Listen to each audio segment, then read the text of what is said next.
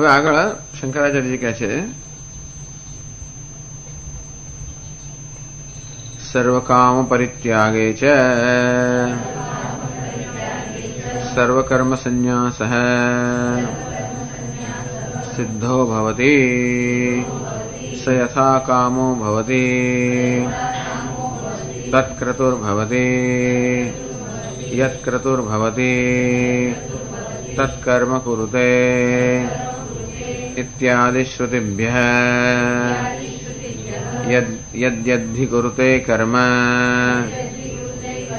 તત્તત્ કામસ્ય ચેષ્ટિતમ ઇત્યાદિ સ્મૃતિભ્યશ્ચ ન્યાયાચ્ચ. આગળ જે શ્લોકો ટાંકવામાં આવે ભગવાન એમાં શંકરાચાર્ય મહારાજે બતાવ્યું કે કામનાનું કારણ સંકલ્પ છે. હવે બતાવે છે કે બધા કર્મ કામનામાંથી જન્મે છે. એટલે પહેલા સંકલ્પ, પછી કામના અને પછી કર્મ. જો કામના ન હોય તો કર્મ પણ ના હોય. કર્મ છે માટે ક્યાંક કામના હોવી જોઈએ. આમ કામના એ કર્મનું મૂળ છે કે કારણ છે. એ માટે બીજા શ્લોકો ટાંકે સર્વ કામ પરિત્યાગે છે સર્વ કર્મ સંન્યાસ સિદ્ધો ભવતિ. બધી કામનાનો પરિત્યાગ થાય એટલે આપોઆપ જ બધા કર્મનો સંન્યાસ પણ આપોઆપ જ થાય. કર્મનો સંન્યાસ ક્યારે થાય? કર્મની આવશ્યકતા ન હોય ત્યારે. જે વસ્તુની આવશ્યકતા ન હોય એનો જ આપણે ત્યાગ કરી શકીએ. જેની આવશ્યકતા હોય એનો ધારી તો પણ ત્યાગ ન કરી શકીએ. અને મળે કર્મનો પણ સંન્યાસ ક્યારે થાય? જ્યારે કર્મની કોઈ આવશ્યકતા ન હોય. કર્મની આવશ્યકતા ક્યારે ન હોય? જ્યારે મનમાં કામના ન હોય ત્યારે. કામના ક્યારે ન હોય? સંકલ્પ ન હોય ત્યારે. સંકલ્પ ક્યારે ન હોય? આસક્તિ ન હોય ત્યારે. આસક્તિ ક્યારે ના હોય? જ્યારે આત્મામાંથી આનંદ આવતો હોય ત્યારે. બહુ સરળ વસ્તુ છે. સર્વ કામ પરિત્યાગે છે સર્વ કર્મ સંન્યાસ સિદ્ધો ભવતિ. આ કામનાનો જયારે પરિત્યાગ થાય ત્યારે આપોઆપ જ સર્વ કર્મ છે એનો સંન્યાસ સિદ્ધો ભવતિ, એ પણ સિદ્ધ થાય.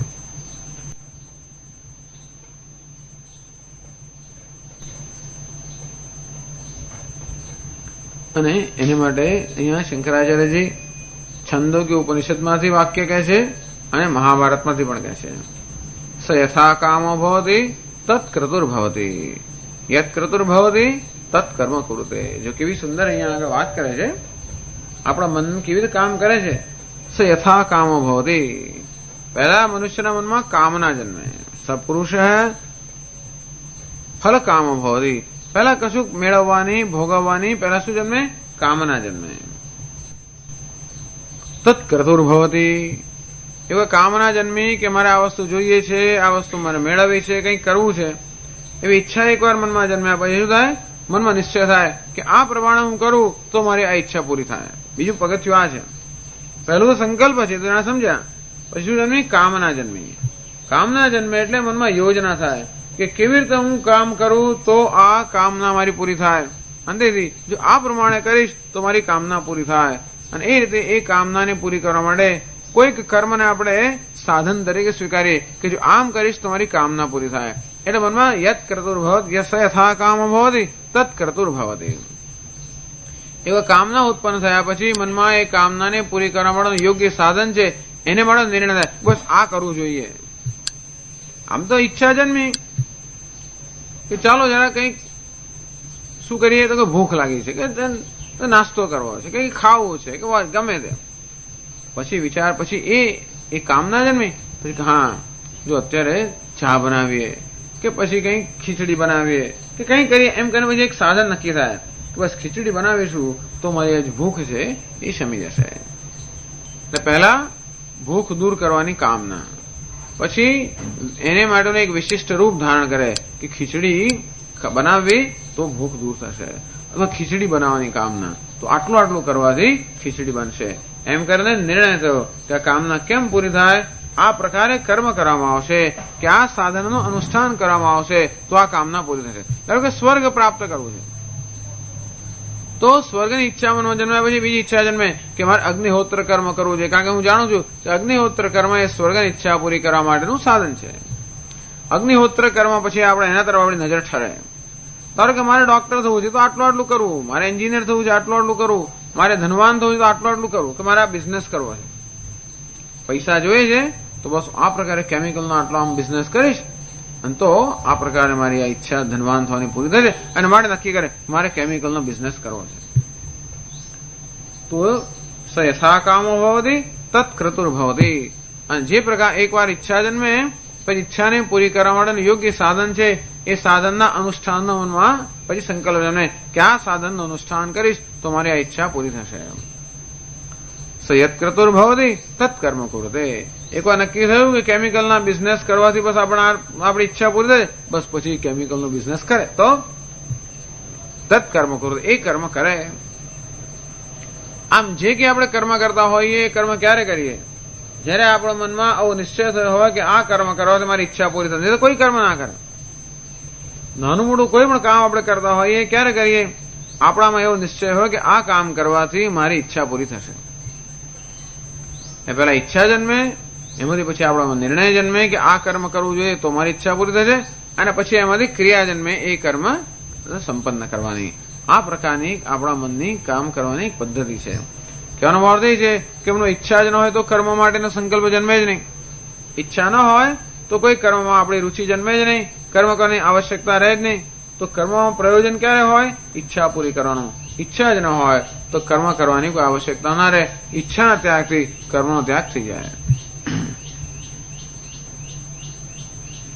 યદ્યદ્ધિ કુરુતે કર્મ તત્તત કામસ્ય ચેષ્ટિતમ ઇત્યાદિ. આ સ્મૃતિ વાક્ય છે. પેલું છંદોગ્ય ઉપનિષદનું શ્રુતિ વાક્ય હતું, હવે આ મહાભારતનું સ્મૃતિ વાક્ય છે. યદ્યદ્ધિ કુરુતે જંતુ એવું પણ કહેવાય છે. આ જંતુ કે આ પ્રાણી માત્ર જે કંઈ કર્મ કરે છે, તત્તત કામસ્ય ચેષ્ટિતમ, અથવા જે કંઈ કર્મ કરે છે એ હંમેશા કર્મ એ કામનાથી ચેષ્ટિત હોય, અર્થાત કામનાને કારણે જ મનુષ્ય કર્મ કરતો હોય. કામનાથી પ્રેરાઈને જ કર્મ થાય, કામના વગર કર્મ થઈ ન શકે. એક જ માણસ કરે. કોણ? જે કર્મ કરતો નથી તે. યસ્તે સર્વે સમારંભા કામ સંકલ્પ વર્જિતા જ્ઞાનાગ્નિ દગ્ધ કર્માણમ તમાહુ પંડિતમ બુધાહ. જેને બધા કર્મની પાસે સંકલ્પ પણ નથી અને કામના પણ નથી, એવું યંત્ર નહીં, એ તો પછી પેલા કઠપૂતળીની જેમ કામ કરે છે. કોણ? તો કે આ જ્ઞાની પુરુષ કામ કરે છે કેવી રીતે? કઠપૂતળી કરે છે. કોઈ બીજો દોરી સંચાર કરતો હોય અને જેમ પેલી પૂતળી નાચતી હોય તેમ આ જ્ઞાનીમાં દોરી સંચાર કરનાર કોણ છે? પેલો ઈશ્વર. એ પ્રકારે એ નાચતો, અથવા જે ઈશ્વરના તાલે નાચતો હોય નામ જ્ઞાની. જે પોતાની ઈચ્છાના તાલે નાચતો હોય નામ સંસારી, અને ઈશ્વરના તાલે નાચતો હોય નામ અજ્ઞાની.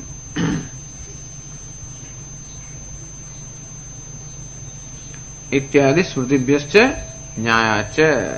ન્યાય પણ ન્યાય અર્થાત આપણે જયારે વિચાર કરીએ તો પણ સમજ પડે કે આ વસ્તુ આમ જ હોઈ શકે. એ શું ન્યાય છે આગળ બતાવે છે. નહીં સર્વસંકલ્પ સંન્યાસે કશ્ચિત સ્પંદિતુમપી શક્તઃ. આ ન્યાય છે. એટલે કે કોઈ પ્રકારનો સંકલ્પ જન્મે જ નહીં તો માણસમાં હલનચલન ના થાય. હલનચલન કઈ પણ થાય કશોક સંકલ્પ અંદર હોય તો. માણસ ગાઢ નિદ્રામાં હોય, કોઈ પ્રકારનો સંકલ્પ નથી, તો જરાય હલનચલન સ્પંદિતો બી ના શકતા, તો પછી કર્મના અનુષ્ઠાનનો પ્રશ્ન જ નથી. જયારે માણસ હલનચલન પણ ના કરી શકે કોઈ પ્રકારના સંકલ્પ વગર, તો પછી કર્મનું અનુષ્ઠાન કરવાનો પ્રશ્ન રહેતો જ નથી. એટલે કે સ્પંદિતુમ અપી, અરે સ્પંદન કરવા માટે જયારે હલનચલન પણ ના થાય. જો મનમાં કોઈ સંકલ્પ ન જન્મતો હોય તો, ગાઢ નિદ્રામાં જેમ કોઈ સંકલ્પ ના હોય તો કોઈ હલનચલન હોતું નથી. અંતે અર્થાત આ ન્યાય છે. ન્યાય એટલે કે આ તર્કને અનુરૂપ પણ છે આ વસ્તુ, કે તર્ક સંગત છે કે સંકલ્પ ન હોય તો કામના ન હોય, કામના ન હોય તો કર્મ ન હોય. અંતેથી એટલે આ ભગવાન આ શ્લોકમાં જયારે સર્વ સંકલ્પ સંન્યાસની વાત કરે છે ત્યારે શું કહેવા માંગે છે એ છેલ્લે શંકરાચાર્ય કહે છે. તસ્માત સર્વ સંકલ્પ સંન્યાસી ઇતિ વચનાત સર્વાન કામાન સર્વાણિ કર્માણિ ચ ત્યાજયતિ ભગવાન. તસ્માત સર્વ સંકલ્પ સંન્યાસી ઇતિ વચનાત. ભગવાન જયારે આ પ્રકારના શબ્દોનો પ્રયોગ કરે છે કે આ યોગી જે છે સર્વ સંકલ્પમાંથી જેને સર્વ સંકલ્પમાંથી સંન્યાસ લીધો છે, તથા સર્વ સંકલ્પનો ત્યાગ કર્યો છે, એમ કહીને ભગવાન શું કહેવા માંગે છે? સર્વાન કામાન સર્વાણી કર્માણી છે ત્યાજયતિ ભગવાન. ભગવાન ત્યાગ કરાવડાવે છે સર્વ કામનાઓનો અને સર્વ સંકલ્પોનો ત્યાગમાં અપેક્ષિત છે. એવું બને નહીં કે માણસ કામ કરે છે અને છતાંય સંકલ્પ નથી, હોવા જ જોઈએ. કશું કામ કરે છે એનો અર્થ એ કે કંઈ કર્મ કરે છે એટલે કશી કામના હોવી જોઈએ. કશી કામના છે, કોઈ સંકલ્પ હોવો જ જોઈએ. કામ કોને કહે છે? નિત્ય નૈમિત્તિક કર્મને, કર્તવ્ય બુદ્ધિને કામ કહે છે. કામ લે હાથ પગની ચેષ્ટા કરે કે એવું કંઈક એને વાંધો નથી. ધારો કે બ્રહ્મચારી ગુરુજીની સેવા કરતો હોય કે કંઈ પણ, તો ગુરુજી પણ ધારો કે શિક્ષણ આવું બધું કાર્ય કરતા હોય તો એમ નહીં, પણ જ્યાં કર્તવ્ય બુદ્ધિ છે કે આના વગર ન જ ચાલે, સમજવું કે એની પાસે કોઈનો કોઈ પ્રકારનો સંકલ્પ રહેલો છે અને ભગવાન કહે છે કે આ બધાનો ત્યાગ થઈ જવો જોઈએ. આ ત્યાગ કરવો જોઈએ એમ નથી કહેતા, આવો ત્યાગ થઈ જવો જોઈએ. આપણે ધારીએ તો પણ આનો ત્યાગ ન કરી છે, કારણ કે આ વસ્તુ આપણી ઈચ્છાથી નથી જન્મતી હોતી, એની જાતે જન્મતી હોય છે. કામનાઓ આપણે પૂછીને જન્મતી નથી, સંકલ્પ આપણે પૂછીને જન્મતા નથી, અને તેથી આપણે પૂછીને ન જન્મે એનો ત્યાગ આપણે ન કરી શકીએ. ભગવાન કે ત્યાં સુધી આ કર્મ થવું જોઈએ જ્યાં સુધી આ બધી વસ્તુનો ત્યાગ ન થાય ત્યાં સુધી. ટૂંકમાં માણસ ત્યારે આ યોગમાં આરૂઢ થવા માટે યોગ્ય થયો કહેવાય જ્યારે આ પ્રકારની સ્થિતિ પ્રાપ્ત કરે ત્યારે. એ કહે છે ત્યાજયથી એટલે છોડાવડાવે છે એમ નહીં. એમ છોડી દેવાથી છૂટી જતું હોત તો આપણે બધું છોડી દઈએ ને. હે ક્રોધ, કાલથી ના આવીશ, તું છૂટી જતો હોય તો. લોભ, હવે તો આવીશ નહીં, કેવું સરસ થાય. રાગ દ્વેષ, બસ મારે તમને ના જોઈએ. આપણા કહેવાથી આ બધું છૂટી જતું હોત તો બસ બધાએ બ્રહ્મનિષ્ઠ જ હોત, પ્રશંકા જ નથી. અને છતાંય પણ આપણા કહેવાથી પણ આ વસ્તુ છૂટતી નથી, કારણ કે એમને છોડવા માટે કંઈક પ્રયત્નની આવશ્યકતા, અર્થાત યોગ્ય પ્રયત્ન થવો જોઈએ જ્યાં સુધી આ વસ્તુ ન છૂટે ત્યાં સુધી. એ યોગ્ય પ્રયત્ન અર્થાત કર્મ અર્થાત કર્મયોગ અર્થાત ઈશ્વરને સમર્પણની ભાવના થતું કર્મ, એ સમર્પણ બુદ્ધિ હોવી જોઈએ જ્યાં સુધી આ વસ્તુ ન થાય ત્યાં સુધી. એમ કરીને ભગવાન આ કર્મની એક મર્યાદા બતાવે છે, જોડે પણ કહે છે કે એના પરિણામે આ બધી વસ્તુનો ત્યાગ થવો પણ જોઈએ. એવો એક દિવસ આવવો જોઈએ જ્યારે આ બધી વસ્તુઓ છૂટી જાય. એ ન છૂટી હોય તો મનમાં વિચાર કરવો જોઈએ, અને એક દિવસ એવો આવે જ્યારે વસ્તુ છૂટી જાય. એમ કરીને ભગવાન ત્યાં જયથી ભગવાન કહી રહ્યા છે કે આપોઆપ જ સંકલ્પ, કામ, કર્મ આ બધી વસ્તુમાંથી આ યોગી મુક્ત થઈ જાય તો જ એનો વિક્ષેપ ન જન્મે. નહીં તો અમારી બધી વસ્તુ વિક્ષેપ જન્મનારી હોવાને કારણે એ યોગારૂઢ ન બની શકે. વિક્ષેપ આવે ને પાછું યોગમાંથી છૂટ થઈ જાય. અને આ રીતે સમજાવે છે આ શ્લોક.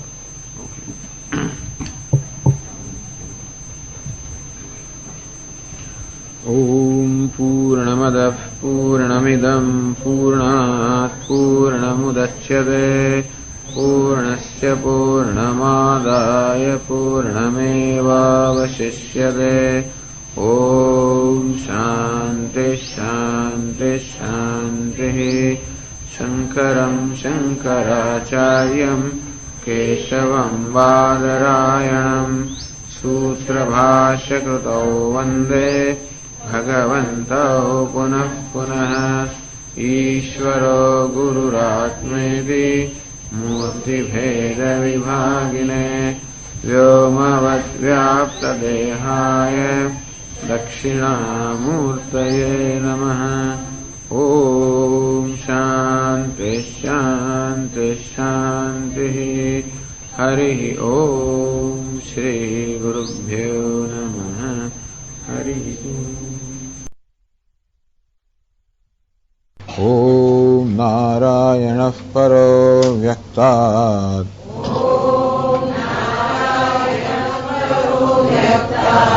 અંડમવ્યક્તસંભવम् અંડસ્યાन्तસ્ત્વિમે લોકાઃ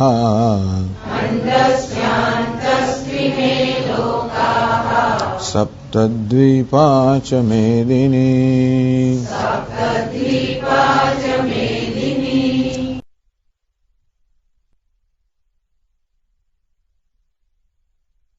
અર્થેષુ ન કર્મસ્વનુષજ્યતે સર્વસંકલ્પસન્ન્યાસી યોગારૂઢસ્તદોચ્યતે.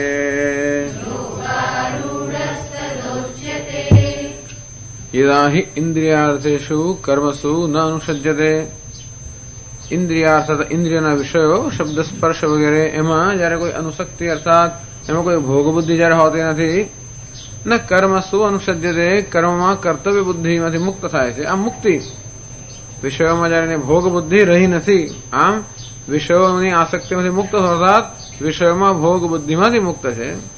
કર્મની આસક્તિમાંથી મુક્ત અર્થાત કર્મમાં કર્તવ્ય બુદ્ધિ, બંનેમાં કોઈ પ્રયોજન જોતો નથી. પ્રયોજન અભાવ બુદ્ધ્યા ન અનુસજ્યતે.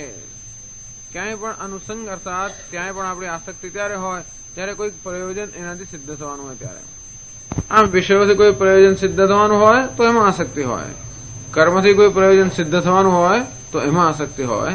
પ્રયોજન અભાવ બુદ્ધ્યા, એને વિષયોમાં કે કર્મમાં કોઈ પ્રયોજન ન રહ્યું હોવાને કારણે, બીજા કોઈ કારણથી નહીં પણ કોઈ પ્રયોજન નથી એને, વિષયના ભોગની કે આવશ્યકતા નથી કે એ વગર પણ એ ખુશી હોય.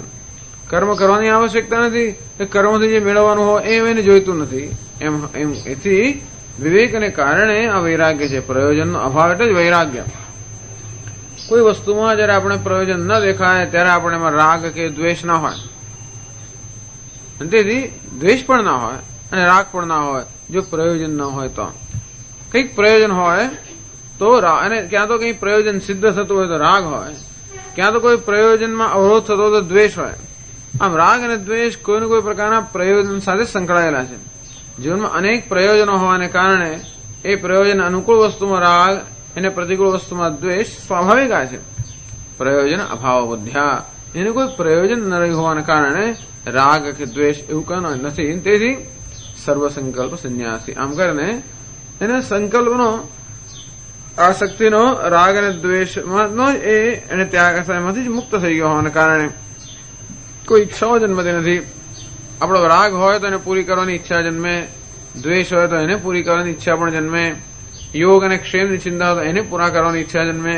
આવું કોઈ પ્રયોજન કે ન હોવાને કારણે પ્રયોજન બુદ્ધિનો તો સંકલ્પ એમ પણ કહી શકાય. એમાંથી રાગ દ્વેષ જન્મે, એમાંથી ઈચ્છાઓ જન્મે, એમાંથી પછી કર્મ જન્મે. તેથી કર્મ જન્મવાનું છે. કર્મનું કારણ છે ઈચ્છા. તો કર્મ નથી કારણ કે ઈચ્છા નથી, ઈચ્છા નથી કારણ કે રાગ દ્વેષ નથી, રાગ દ્વેષ નથી કારણ કે પ્રયોજન બુદ્ધિ નથી. તેથી સર્વ સંકલ્પ સંન્યાસી. અને આ રીતે યત ચિત્તેન્દ્રિય ક્રિય, ભગવાન જે આગળ કહે છે કે એને ઇન્દ્રિયો પર અને મન પર સંયમ હોવો જોઈએ. તો સંયમ કયા પ્રકારનો? જે વસ્તુ સ્વભાવથી બહિર્મુખ હોય એને સંયમપૂર્વક અંતર્મુખ રાખે તો એક વસ્તુ છે, પરંતુ મનને સ્વભાવથી જ અંતર્મુખ જો બનાવી દીધો હોય તો એ કોઈ પ્રયત્ન વગર જ સંયમમાં રહે. એટલે અભ્યાસ અને વૈરાગ્ય, ભગવાન કહે છે અભ્યાસ એટલે પ્રયત્નપૂર્વક એને સંયમમાં રાખવું, અને વૈરાગ્ય અર્થાત એને સ્વાભાવિક રીતે સંયમમાં રાખવું. બંને સાથે કરવાનું. બસ મારો વૈરાગ્ય આવશે ત્યારે મારે કશું કરવાની જરૂર નહીં પડે એમ મને અભ્યાસ ન કરી તે પણ બરોબર નથી.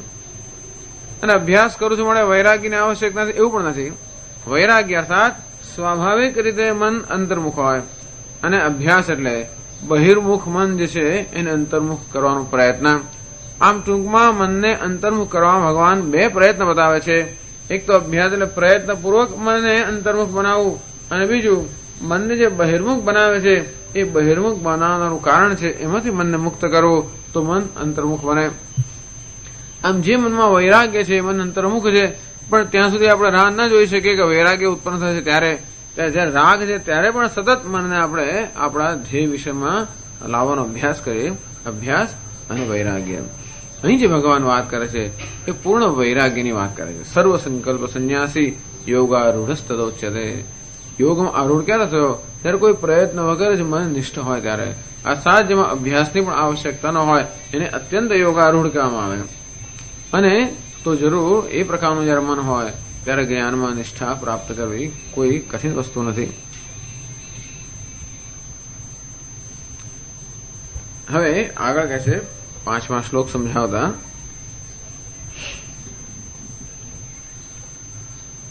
કે આવું ધારો કે યોગ આરૂઢ બની ગયો તો શું થાય એનાથી? આ પ્રકારની યોગમાં આરૂઢ થવાની સ્થિતિ પ્રાપ્ત કરી તો પછી એનાથી શું થાય? તો શંકરાચાર્યજી કહે છે 175મા પાના પર 5મા શ્લોકની પહેલા यदा एवं योगारूढ़ः तदा तेन आत्मा आत्मना उद्धृतो भवति संसारात् अनर्थव्रातात् अतः यदा एवं योगारूढ़ यदा એટલે કે જ્યારે એવમ એટલે કે આ પ્રમાણે યોગારૂઢ આ પ્રકારે જ્યારે સાધક યોગમાં આરૂઢ બની જાય આમ બધા સંકલ્પમાંથી મુક્ત થવાના કારણે જે હવે યોગમાં આરૂઢ છે અર્થાત તો ધ્યાન માટે હવે જેણે યોગ્યતા પ્રાપ્ત કરી છે એવો કે આરુ વૃક્ષોનો અર્થ સમજાવેલો શંકરાચાર્ય આરુ વૃક્ષ અર્થાત જે ધ્યાનમાં ધ્યાન યોગ માટે અસમય ધ્યાન યોગે અવસ્થાતુમ અશક્તસ્ય આમ યોગમાં આરૂઢ થવાની ઈચ્છા રાખનાર કોણ છે જે ધ્યાનમાં આરૂઢ થવા મળે શક્ત નથી પણ જેને ધ્યાન માટેની હવે શક્તિ કે યોગ્યતા આ પ્રકારે પ્રાપ્ત કરી છે તદા ત્યારે તેના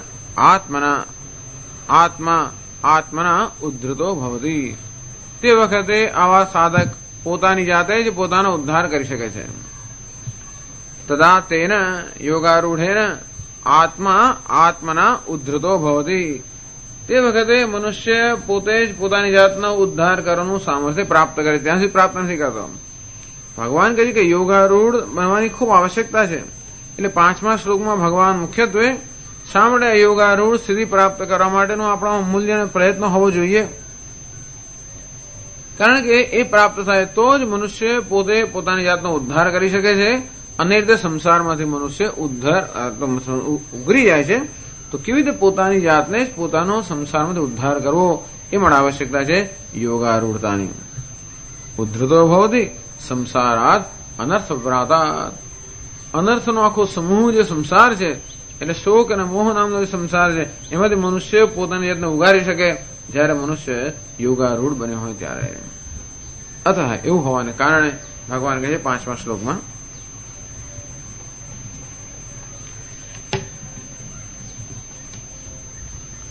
ઉદ્ધરેદાત્મનાત્માનમ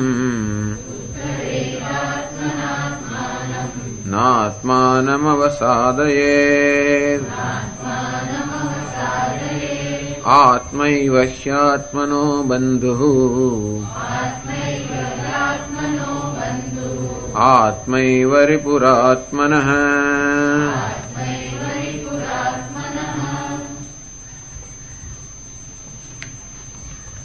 ઉદ્ધરેત આત્મના આત્માનમ ભગવાન કહે છે કે આત્મના આત્માનમ ઉદ્ધરેત આત્મના એટલે કે પોતાના વડે આત્માનો એટલે પોતાની જાતને આત્માનો અર્થ પોતે એવો કરવામાં આવે છે પોતાના વડે જ પોતાનો ઉદ્ધાર કરવો જોઈએ એટલે શું કરવું જોઈએ અર્થાત આ પ્રકારે યોગમાં આરૂઢ થવાની સ્થિતિ પ્રાપ્ત કરવા માટે પૂરેપૂરો પ્રયત્ન કરવો જોઈએ ભગવાન એમ કહે છે કે પોતે પોતાનો ઉદ્ધાર કર્યો ક્યારે કહેવાય જ્યારે આ રીતે મન યોગમાં આરૂઢ થઈ શકે એ પ્રકારની યોગ્યતા પ્રાપ્ત કરી હોય તો આપણે પોતાની જાતનો ઉદ્ધાર કર્યો કહેવાય અંતેથી આ રીતે મનને વિરક્ત બનાવવાનો મનને રાગદ્વેષમાંથી મુક્ત બનાવવાનો મનને એકાગ્ર બનાવવાનો આમ અભ્યાસ અને વૈરાગ્યથી યોગમાં આરૂઢ થવાનો પૂરેપૂરો પ્રયત્ન દરેક મનુષ્ય કે સાધકે મુમુક્ષુએ કરવો જોઈએ ક્રમેણ કર્મ દ્વારા ચિત્તશુદ્ધિમ સંપાદ્ય પહેલા કર્મ દ્વારા ચિત્તશુદ્ધિ રાગદ્વેષમાંથી મુક્તિ એ રીતે પ્રાપ્ત કરીને અભ્યાસ વૈરાગ્ય બલેન પછી અભ્યાસ અને વૈરાગ્યના બળથી યોગારૂઢો ભવતી અંતો મનુષ્ય યોગારૂઢ બનીને આત્માનો ઉદ્ધાર કરવો જોઈએ ઉદ્ધરે આત્મના આત્માનો એમ કરીને ભગવાન કહે છે કે આ યોગારૂઢતાની સ્થિતિ પ્રાપ્ત કરવી જોઈએ દરકે ન કરીએ તો શું થાય આત્માનમ અવસાદયેત જો આપણે પ્રયત્ન નહીં કરીએ અર્થાત પોતાની જાતને ઉપર ઉઠાવવાનો પ્રયત્ન નહીં કરીએ તો આ જાતનો એવો સ્વભાવ છે કે આપોઆપ જ નીચે સરકશે જેમ જળનો સ્વભાવ છે કે ઉપરની સપાટીથી નીચેની સપાટી પર આપોઆપ જ વહેવું તેમ મનનો પણ સ્વભાવ છે કે આપોઆપ જ રજસ ને તમસ તરફ આપોઆપ જ વહેવું એનો સ્વભાવ છે પ્રયત્ન જો ડિસિપ્લિન ન રાખીએ અભ્યાસ અને વૈરાગ્ય વગેરે ન કરીએ જો આ બાબતનો સંયમ ન રાખીએ તો પછી કઈ વાંધો નહીં હવે કાલે કરીશું પરમ દિવસ કરીશું આટલું કરી લેવા દે આમ આ મનનો સ્વભાવ છે. જાણે જરા આટલી સિરિયલ જોઈ લઉં, લાઈને જરા આટલું કરી નાખવું, લાઈને જરા આટલું છાપું વાંચી લઉં, લાઈને જરા થોડુંક આમ ઊંઘી લઉં. જરા એમ કરીને મનનો સ્વભાવ જ છે કે કંઈ પણ જયારે સંયમનું કાર્ય આવે, જેમાં પ્રયત્ન કરવાની આવશ્યકતા હોય, એ વસ્તુને હંમેશા એ પાછળ ઠેલે. અને જે સરળ હોય, હંમેશા જેમ પાણી એવો જ માર્ગ શોધે જે પોતે સરળતાથી, કોઈ દિવસ પાણી જાણી જોઈને ઉપર તો જાતે કરીને ઉપર ઉઠે જ નહીં. એ હંમેશા એવો જ માર્ગ શોધે કે પોતે અંદર નીચે નીચે વહે. તો મન પણ એવું છે કે હંમેશા આરામનો, પ્રમાદનો, સગવડનો આવો જ માર્ગ શોધતું હોય. પ્રયત્ન કરવાનું હંમેશા મન ટાળતું હોય. અને એટલા માટે ઘણીવાર આપણે બહુ નિશ્ચય કરીએ કે આટલું કરીશ, પછી 2-4 દાડા કર્યા પછી ધીમે ધીમે આપણે પેલો ઉત્સાહ થોડો મંદ પડતો જાય, પછી ઓછું થતું જાય. એમ કરીને છેવટે માણસે 5 માળાથી શરૂ કરીને અડધી માળા પર આવીને અટકી જાય કે હવે 11 મંત્ર કરું છું બસ. કારણ કે એ કરવા માટે પ્રયત્નની આવશ્યકતા છે. મનને એકાગ્ર કરવું, મનમાં આ વસ્તુનું રટણ કરવું, આ બધા માટે જે પ્રયત્નની આવશ્યકતા છે, એવા પ્રયત્નો માણસ કરવાનો જો નિશ્ચય ન કર્યો હોય, એને માટેનું મૂલ્ય ન કેળવ્યું હોય તો આના આત્માનમ અવસાદેત.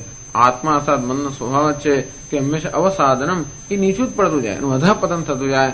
તો કે છે કે એ રીતે ન થવા દેવું જોઈએ. તો શા માટે ન થવા દેવું જોઈએ? આત્મૈવ હિ આત્મનો બંધુ. એવું શા માટે કે આત્મા એટલે મારું મન જ આમ નીચે કેમ જતું રહે? એ જાણે છે, મન નથી જાણતું કે મારે શું જોઈએ છે, મને મોક્ષ પ્રાપ્ત કરવો છે. તો કે આત્મૈવ હિ આત્મનો બંધુ. જો આ આત્મા અર્થાત મનને આપણે યોગારૂઢ બનાવ્યું હોય તો એ આપણું મિત્ર બની જાય. આત્મૈવ રિપુઃ આત્મનઃ. પણ જો એને આ રીતે સંયમિત ન કર્યું હોય તો એ જ મન આપણું પોતાનું જ શત્રુ છે. અને તેથી આપણું મન આપણું શત્રુ બનીને આપણા પોતાના અધઃપતનનું કારણ બની શકતું હોવાને કારણે એ મનને યોગારૂઢ બનાવીને મિત્ર બનાવવું જોઈએ. અને તો એ જ મન આપણી મુક્તિનું કે આપણા કલ્યાણનું સાધન બની શકે. ટૂંકમાં એક જ મન કલ્યાણનું સાધન પણ બની શકે અને જોડે જોડે આપણી અધોગતિનું સાધન પણ બની શકે. એવું હોવાને કારણે આ મન પ્રત્યે ખૂબ ધ્યાન આપવાની આવશ્યકતા છે. છે શંકરાચાર્યજી ભાષ્યમાં ઉદ્ધરે સંસાર સાગરે નિમગ્નમ આત્મના આત્માનમ તતઃ ઉદ્ઉર્ધ્વમ હરેત ઉદ્ધરેત. ઉદ્ધરેત શબ્દનો અર્થ ઉદ હરેત, એ બે બનીને ઉદ્ધરેત બને. ઉદ વત્તા હરેત એટલે ઉદ્ધરેત. ઉદ એટલે કે ઊંચે, હરેત એટલે કે નયેત. ઉદ્ધર એટલે ઉદ્ધાર કરવો જોઈએ, એને ઊંચું લાવવું જોઈએ, એને બહાર કાઢવું જોઈએ. ઉદ્ધરેત આત્માનમ આત્મના. આત્માનો તો કે ઉદ્ધાર કરવો જોઈએ, એને ઊંચો લાવવો જોઈએ. ક્યાં પડી ગયો છે? સંસાર સાગરે નિમગ્નમ આત્માનમ. આ સંસાર સાગરમાં નિમગ્ન થઈ ગયેલો. નિમગ્ન એટલે મજ્જન કરવું એટલે શું? અંદર બરોબર ડૂબી જવું. આપણે ગંગામાં સ્નાન કરતા હોઈએ, એકદમ ડૂબકી મારીને અંદર કેવા બરોબર પાણીની અંદર જતા રહે, એને મજ્જન કહેવાય. તો તે રીતે આપણો આત્મા આ સંસાર સાગરમાં બરોબર ડૂબી ગયેલો છે અને એને કારણે એમાંથી એનો ઉદ્ધાર કરવો જોઈએ. કેમ સંસાર સાગર નિમગ્ન? આત્મા વળી છે સંસાર સાગર નિમગ્ન થઈ જાય? આત્મા તો સચ્ચિદાનંદ નિત્ય શુદ્ધ બુદ્ધ મુક્ત છે, એને વળી સંસારમાં નિમગ્ન થવાનો પ્રશ્ન ક્યાં આવ્યો? પણ ઇહ પ્રવિષ્ટ હે, એને અહીંયા સંસારમાં પ્રવેશ કરેલો છે. કે પ્રવેશ કરેલો છે? પ્રવેશ કરો, આત્માનો પ્રવેશ એટલે શું? આત્મા એ આ ઉપાધિ સાથે તાદાત્મ્ય, ઉપાધિમાં અહમભાવ, એનું નામ જ આ સંસારમાં પ્રવેશ. એટલે આત્માએ સંસારમાં જાણી જોઈને પ્રવેશ કર્યો છે. કેવો રીતે પ્રવેશ કર્યો છે? હું દેહ છું, હું મન બુદ્ધિ છું, એમ કરીને ઉપાધિમાં અહમભાવ, એનું નામ છે સંસારમાં નિમગ્ન થવું, ડૂબી જવું. મગ્ન થઈ ગયો. મગ્ન થઈ ગયો એટલે કે એમાં ડૂબી ગયો. અંતે રીતે આત્મા અર્થાત હું આ સંસારની અંદર દેહ મન બુદ્ધિની અંદર અહંકાર હોવાને કારણે, એમાં આત્મબુદ્ધિ હોવાને કારણે આત્મા જાણે કે સંસારમાં ડૂબી ગયો છે અને એને જાણે કે આપણે ઉપર ઉઠાવવાનો છે. હવે ખરેખર સંસારમાં ડૂબ્યો નથી અને છતાંય સંસારમાં ડૂબ્યો હોય એટલું દુઃખ તો આપણે અનુભવીએ જ છીએ. અને એટલા માટે આપણે માટે સંસારમાં ડૂબ્યા ગણાય, સમાન જ ગણાય. કારણ કે દેહની અંદર આત્મભાવ હોય એટલે આત્મા હોવા છતાંય પણ એનો લાભ આપણને મળતો નથી. એટલે કે છે ને કે અસૂર્યાનામ તે લોકાહ અંધેન તમસા વૃતાહ તામસ્તે પ્રેત્યા વિગચ્છન્તિ એ કે છે આત્મહનો જનાહ. તો આ મનુષ્યો આત્મા એટલે પોતાની ઈજા પહોંચાડે છે, પોતાની હિંસા કરે છે. એવું આત્માની હિંસા કેમ થઈ શકે? શંકરાચાર્ય કહે છે આત્માની હિંસા કરી અર્થાત આ સચ્ચિદાનંદ સ્વરૂપ આત્મા હાજર હોવા છતાં પણ એનો કોઈ પ્રકારનો લાભ આપણને ન મળવો. હું પોતે આટલો ધનવાન હોવા છતાં પણ ભિખારી હોઉં ધારો કે અને ગરીબાઈનો જ અનુભવ કરતો હોઉં તો પછી એ ધનવાન હોવાનો કંઈ પણ લાભ નથી જેમ મળતો. મને ખબર નથી કે હું ધનવાન છું, અંતેથી અજ્ઞાનને કારણે મનુષ્યને ખબર નથી કે પોતે કોણ છે. અંતેથી ભિખારીની જેમ જીવની જેમ વર્તે છે. અંતેથી એ જ પ્રકાર એ જ એનું નામ જ સંસારમાં નિમગ્ન થવું. અર્થાત અજ્ઞાન અમારી જન્મનો અવિવેક એનું નામ જ સંસારમાં ડૂબી જવું અને વિવેકપૂર્વક આત્માને સંસારમાંથી બહાર કાઢો. સંસારમાં ડૂબી જવું અર્થાત અવિવેક અર્થાત અનાત્મામાં આત્મબુદ્ધિ, ઉપાધિમાં આત્મબુદ્ધિ, ઉપાધિમાં અહમભાવ, એનું નામ જ અવિવેક, એનું નામ જ સંસાર. અર્થાત ઉપાધિની બધી મર્યાદાઓ પોતાની મર્યાદાઓ હોય એ પ્રકારનો ભ્રમ, એનું નામ જ સંસાર. એટલે આ ભ્રમાત્મક જે સંસાર છે ભ્રમમાંથી આત્માને ઉગારવો જોઈએ. એ બિચારો ડૂબી રહ્યો છે. નરો ડૂબીને જતો રહ્યો તોય વાંધો નહીં, પણ નથી મરતો, ડૂબતોય નથી અને તરતોય નથી. સ્વામીજી કહે કે જયારે ડૂબી ગયો હતો તો વાંધો નહીં, આ ડૂબકા ખાય છે. ડૂબકા ખાવા એટલે ક્યારેક પછી ઉપર આવે અને જરા પછી આમ પેલી હવા મળે અને એને એમ કહે બસ હું છૂટો થયો, હવે મુક્ત થયો, પાછો ડૂબે, પાછું ગુંગળામણનો અનુભવ કરે, જોરથી ઉપર આવે, વળી થોડીક હવા. એમ જીવનની અંદર પણ આમ એકદમ સખત ગુંગળામણ અનુભવ ને કે ભગવાનનો અનુગ્રહ થાય, વળી ક્ષણભર પેલું સુખ પ્રાપ્ત થઈ જાય. જરાક થોડો નિરાતનો શ્વાસ લીધો, હવે ના લીધો ના, ત્યાં તો એટલામાં પેલા રાગ દ્વેષના પથ્થરો પાછા ખેંચે છે અંદર. પેલું તુંબડાને જેમ પથ્થરો બાંધ્યા હોય અને પથ્થરો કેમ તુંબડાને પાણીની અંદર પછી નિમગ્ન કરી દે, વળી તુંબડામાં વળી પાણીનો કંઈક પ્રવાહ આવે, તુંબડી વળી પાછી ઉપર આવે, થોડો શ્વાસ ખાય, હવા તાજી લે, એટલા પથ્થરો ખેંચી જ જાય. એમ આ બિચારા જીવને સતત સંસાર સાગરની અંદર આ રાગ દ્વેષ અહમ પથ્થરો ખેંચી જ જાય છે. આનું કારણ શું છે? અવિવેક. અનાત્મામાં આત્મબુદ્ધિ અને આત્મામાં જીવ બુદ્ધિ, આ છે અવિવેક. એમાંથી ઉગારવાનો છે. આમ તો આ પ્રકારનો વિવેક સતત ચાલુ હોય, દરેક ક્ષણે આ કરવાનું છે. દરેક સ્તરે આ ઉપદેશ લાગુ પડતો હોય છે. આપણે એ કર્મયોગી હોય માત્ર એવું નથી કે આ માત્ર ધ્યાન યોગીને જ લાગુ પડે છે. પ્રત્યેક ક્ષણે અધર્મની એક સ્વાભાવિક વૃત્તિ હોય એમાંથી ઉગાડીને ધર્મની વૃત્તિમાં જોડવું મનને, આપણે એક વિવેક જ છે ને.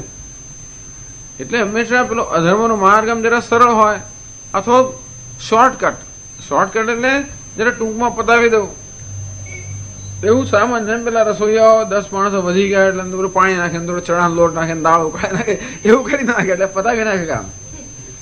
આવું પતાવી નાખવાની એક મને આવી જાતની એક સ્વભાવ છે ને. તેથી ચાલો હવે કોણ આમ સીધા રસ્તે જાય. એટલે આમ ઘણી વાર આપણે જોઈએ રસ્તા પર ચલાવતો હોય ગાડીઓ ત્યારે ઉલટા રસ્તા આવતી, આપણે આશ્ચર્ય થાય કે આટલું રોંગ ખોટા માર્ગે કેમ આવે. પણ એને શું છે, એને પેલા પેટ્રોલ પંપમાં જવું છે. પેટ્રોલ પંપમાં જવું હોય તો છેક ચક્કર મારીને આવવું પડે. પેટ્રોલ પંપ બહાર નીકળ્યા પછી બહુ લાંબુ ચક્કર મારવું પડે. પેટ્રોલ પંપ બહાર નીકળે એની જ સાઈડ પર ચલાવે જ્યાં સુધી પેલી સાઈડ પર ન જવાય ત્યાં સુધી પોતાના ખર્ચે જોખમે બીજા લોકો ચલાવે. એટલે એને તો જોખમ જ નથી. બાકીના બધા વાહનો છે એ એનું ધ્યાન રાખીને ચલાવે, નહીં તો એ તો આરામથી ચાલતો હોય. એટલે આવા બધા શોર્ટકટ આ પ્રકારે થોડો મૂલ્યનો ભોગ આપવો, આવું એક ટેવ પડી જ ગઈ છે. અને જેમ ટેવ પડવા દઈશું તેમ રોજ દાળ ભાત શાક રોટલી કચુંબર બધું બનાવતો હોય, પછી કહું રોજ શું કચુંબર બનાવે, રોજ શાક ને શું જરૂર, રોજ રોટલી ન બનાવે ચાલે, એમ કરીને છોડ માણસ ખીચડી પર આવી જાય રોજ. અને તે રોજ છે ને ખીચડી બનાવવાની, એક દાડો બનાવે છે, 2-3 દિવસ ચાલે. દાળ પેલી હોય ઉકાળી રાખી હોય એમ લઈ લઈને પછી એવું. માણસમાં પ્રમાદ તો કેવો છે. અને એનું કારણ પણ એને જડી જ જાય કે સ્વામીજી હતા અમેરિકામાં, અહીંયા હિન્દુસ્તાનમાં બનતું હોય છે, ત્યાં તો લોકો બસ આવું પ્રમાણ એક વાર કરી રાખ્યું, આમાં કોને રસ પડાવો, રસોઈ કોણ બનાય કરે, કે બીજું કઈ ધંધો નથી, અમારા જીવનમાં કઈ કરવાનું નથી. એમ કરીને આવી બધી વસ્તુઓ રોજ સાફ ના કરે તો એકાદ દિવસ અઠવાડિયામાં કરી નાખું છું, રોજ નથી કરતો. રોજ નથી કરતી, જે હોય છે કે રોજ હું સાફ ના કરું, અઠવાડિયું એક દિવસ એક રૂમ રોજ સાફ કરવું, એવું કંઈક જાત જાતના આપણે બધા કારણો શોધીને કોઈ ને કોઈ રીતે આળસ, પ્રમાદ, નિદ્રા આ બધી વસ્તુઓને કેમ એને પોષવી આપણું મન આવો તો ઉપાય શોધી કાઢતું હોય છે. એમ માનીને કોઈ ખાય નહીં, પીએ નહીં, ધ્યાન ના રાખે, સંભાળ ના રાખે, આ બધું એનું કારણ આળસ. કોણ કરે? હવે એકલા એકલા કોણ ખાય ને એકલું એકલું કોણ કરે? એમ કરીને પછી ના કર્યું, કાચું કોરું એમ તેમ ખાધું, પેટ બગડ્યું, અનેક વસ્તુઓ થાય પછી. પણ કહેવાનો ભાવ થઈ છે કે આ મનનો સ્વભાવ. એમ એ નથી કહેતો કે રોજ ઘણા લોકો રોજ દાળ ભાત શાક રોટલી બધું બનાવે પોતાને, એવી જરૂર નથી. પણ કહેવાનો ભાવ થાય છે કે શરીરને પોષણ માટે આ વસ્તુ છે અને એ પ્રકારે દરકાર થવી જોઈએ. ઘણા લોકો એવા શોખીન હોય કે બાબુ ગમે તો હોય તો પણ એને બધું જ જોઈએ. એટલે બંને પ્રકારના હોય. પછી બીજું કશું ટાળતા હોય એ લોકો પછી કે ભાઈ આજે વિષ્ણુ સહસ્રનામ પાઠ ના કર્યો, કઈ વાંધો એવું કઈક ટાળીને આવું કરે. કશુંક કશુંક જેમાં કઈક મુશ્કેલી પડતી હોય વસ્તુ ટાળીને માણસ કઈક સરળ માર્ગ શોધતો હોય. આવો મનનો સ્વભાવ હોવાને કારણે પ્રત્યેક ક્ષણે એવું નથી કે માત્ર ધ્યાનમાં હોઈએ ત્યારે જ આવો ઉદ્ધાર કરવાનો એવું નથી. પ્રત્યેક ક્ષણે કયા પ્રકારનો વિચાર કરી ત્યાંથી માંડીને આત્મા સંસારમાં નિમગ્ન થઈ રહ્યો છે કે એમાં એનો ઉદ્ધાર થઈ રહ્યો છે. આ અવિવેકનું આચરણ છે કે વિવેકનું, સતત આ પ્રકારની સાવધાની. એટલે માત્ર ધ્યાન વખતે જ આ સાવધાની રાખવી નહીં, જીવનમાં સતત સાવધાની હોવી જોઈએ. કર્મ કરતા હોય ત્યારે સાવધાની કે કર્મ છે કેમ થાય છે, ઈશ્વર માટે થાય છે. કંઈ પણ સંજોગોનો સામનો કરતા હોય, કર્મ ફળનો સ્વીકાર કરતા હોય તો પણ સાવધાની, આ તો ઈશ્વરનો પ્રસાદ છે, સતત સાવધાની. અવિવેકમાં અધર્મમાંથી ધર્મમાં, સેતુમ સ્તર સેતુમ સ્તર સેતુમ સ્તર, આ બધા અવરોધોને તરી જા તરી જા તરી જા. હિંસાનો અવરોધ અહિંસાથી તરી જા, ક્રોધ અવરોધ તો કે અક્રોધ તરી જા. એમ કરીને આ બધા જે અવરોધો છે, કામ, ક્રોધ, લોભ, મોહ, આપણે એને તાવે વારંવાર થઈ જતા હોઈએ છીએ. સંસારમાં આ નિમગ્ન થઈ ગયો, ક્રોધનો આવેગ આવ્યો, આત્મા સંસારમાં નિમગ્ન થયો. કામનો આવેગ આવ્યો, આત્મા સંસારમાં નિમગ્ન થયો. આમ કામ, ક્રોધ, લોભ આ બધી જે વૃત્તિઓ છે, તામસ કે રાજસ વૃત્તિઓ છે, એના પ્રભાવમાં આવી ગયો. એનો અર્થ કે સંસારમાં વળી નિમગ્ન થઈ ગયો આત્મા. એટલી ક્ષણ તો થઈ ગયો. ઉદ્ધરે એટલે ભગવાન કે સતત સાવધાની હોવી જોઈએ, જેથી આત્મા અર્થાત પોતે આવી રીતે સંસારમાં શોકમાં, મોહમાં, અવિવેકમાં, કામ, ક્રોધ, લોભ વગેરેની અંદર સરકી ના પડે, એમાં નિમગ્ન ન થઈ જાય. એ માટે સતત સાવધાની આવશ્યક. ઉદ્ધરેત એટલે કે તતઃ ઉદ એટલે ઉર્ધ્વમ હરેત, ઉદ્ધરેત.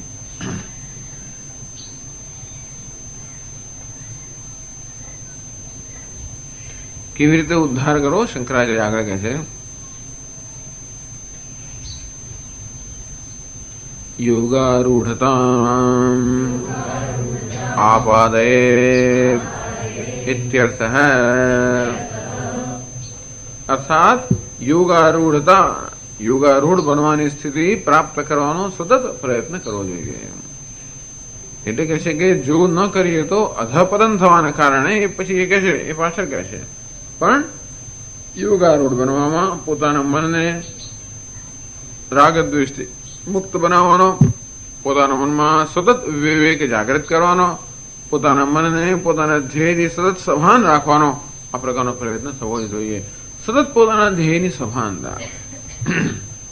અધ્યાત્મ જ્ઞાન નિત્યત્વમ તત્વજ્ઞાનાર્થ દર્શનમ. ભગવાન કહે છે તત્વજ્ઞાનાર્થ દર્શનમ. આ તત્વજ્ઞાન પ્રાપ્ત કરીને જીવનનું શું પ્રયોજન સિદ્ધ કરવાનું છે, એ પ્રયોજનની સતત સાવધાની. જીવનનું પ્રયોજન જો આપણે સ્પષ્ટ સતત સાવધાન હોઈશું તો આપણે એવું કરતા અટકીશું જે એ પ્રયોજનને વિરુદ્ધ હોય. જીવનનું પ્રયોજન વારંવાર ભૂલી જતા હોવાને કારણે જ આપણે એવું કરી બેસતા હોઈએ છીએ કે એવું નથી કરતા, એવું કરી બેસતા હોઈએ જે આપણા પોતાના પ્રયોજનથી જ વિરુદ્ધ હોય. અંતેથી તત્વજ્ઞાનાર્થ દર્શનમ. જીવનનું ધ્યેય શું છે? તત્વજ્ઞાન. શેના માટે? તો કે મુક્તિ માટે. તમારે જીવનનું ધ્યેય મુક્તિ. એનું સાધન કયું? તો કે જ્ઞાન. એનું સાધન કયું? તો કે વિવેક, વૈરાગ્ય. અંતેથી અમાનિત્વમ, અદંભિત્વમ, અહિંસા આ બધા મૂલ્યો જે છે એ તત્વજ્ઞાનના સાધનો હોવાને કારણે સતત એ પ્રકારના મૂલ્યોની જાળવણી માટે પણ સાવધાની. માનિત્વમ, દંભિત્વમ, હિંસા એનો અર્થ કે અજ્ઞાન. એત જ્ઞાનમિતિ પ્રોક્તમ અજ્ઞાનમ યદતો અન્યથા. અને તેથી અમાનિત્વમ, અદંભિત્વમ, અહિંસા ભગવાન એને જ્ઞાન કહે છે, કારણ કે આ જ્ઞાન માટેના સાધનો છે. અથવા મનમાં એ પ્રકારની જયારે સ્થિતિ હોય ત્યારે જ્ઞાન માટે અનુકૂળ છે. જ્યારે અજ્ઞાનમ યદ અતઃ અન્યથા એટલે વિરુદ્ધ છે એ અજ્ઞાનમ છે. અને તેથી માનિત્વમ, દંભિત્વમ, હિંસા, અસહિષ્ણુતા આ બધાને કાબુમાં ન આવી જવું, આ બધાને તાબે ન થઈ જવું અને આ રીતે પોતાના મૂલ્યોનું પાલન કરવું, આ પણ આત્માને સંસારમાંથી ઉદ્ધાર કરવાનો પ્રયત્ન. એટલે યોગારૂઢતાનો અર્થ બધું સમજવાનું.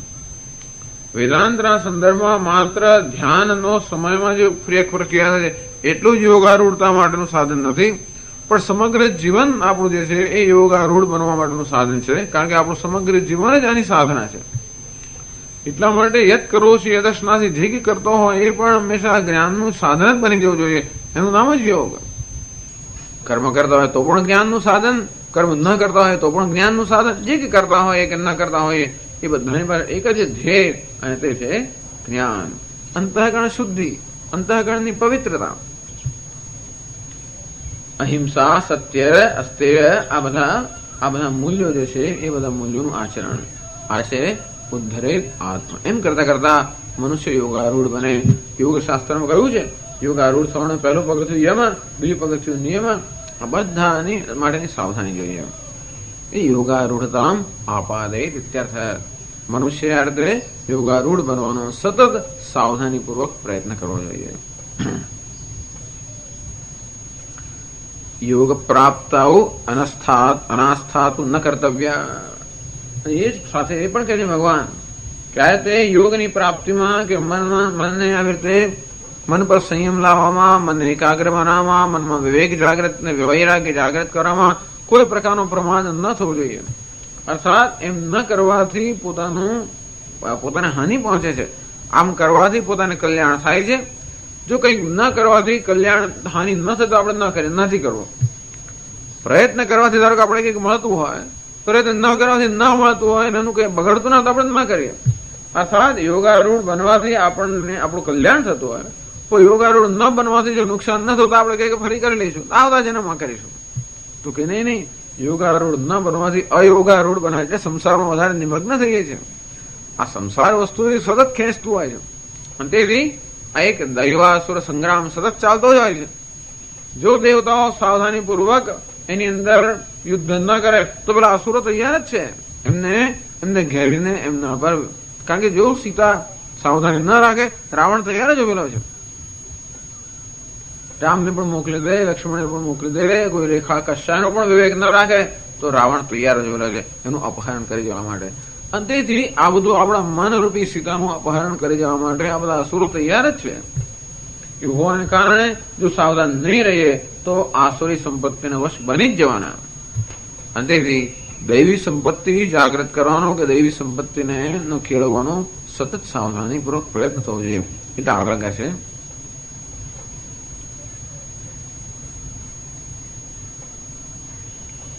નાત્માનમ અવસાદે ન અધોનયે ન અધોગમયે ન આત્માનમ અવસાદે અધોનયે અધોગમયે. અવસાદન અર્થાત કે છે કે આત્માનું અવસાદન ન કરવું જોઈએ. સદ એટલે બેસવું, અવસાદન એટલે નીચે પડવું, નીચે બેસવું. ગતિના અર્થમાં છે સદ ધાતુ. અહીંયા આગળ સદના ભિન્ન ભિન્ન અર્થ થાય છે. ગતિ પણ એક અર્થ છે. અવગતિ ન થવી જોઈએ. ન અધોગમયે આત્માને નીચે ન પડવા દેવું જોઈએ. આત્માને નીચે પડો અર્થાત આત્માને ઉપર લાવો અર્થાત વિવેક. આત્મા નીચે પડો અર્થાત અવિવેક. આત્મા ઉપર લાવો અર્થાત ધર્મ. આત્મા નીચે પડો અર્થાત અધર્મ. આત્માને નીચે પડો એટલે કામ, ક્રોધ, લોભ. આત્માનો ઉપર લાવો અર્થાત વિવેક, વૈરાગ્ય. બસ આવું સરળ છે. આત્મા કરીને આત્માનો મુખ્ય મન જ થતો હોય છે. પણ આત્મા એટલે ચૈતન્યના મન સાથે તાદાત્મ્ય હોવાને કારણે એ જીવાત્માને માટે આત્મા શબ્દ વાપરે હોય. પણ ખરેખર આપણું જે મન જે છે એમાં આ પ્રકારનો વિવેક જાગૃત કરીએ તો આત્માનો ઉદ્ધાર થાય.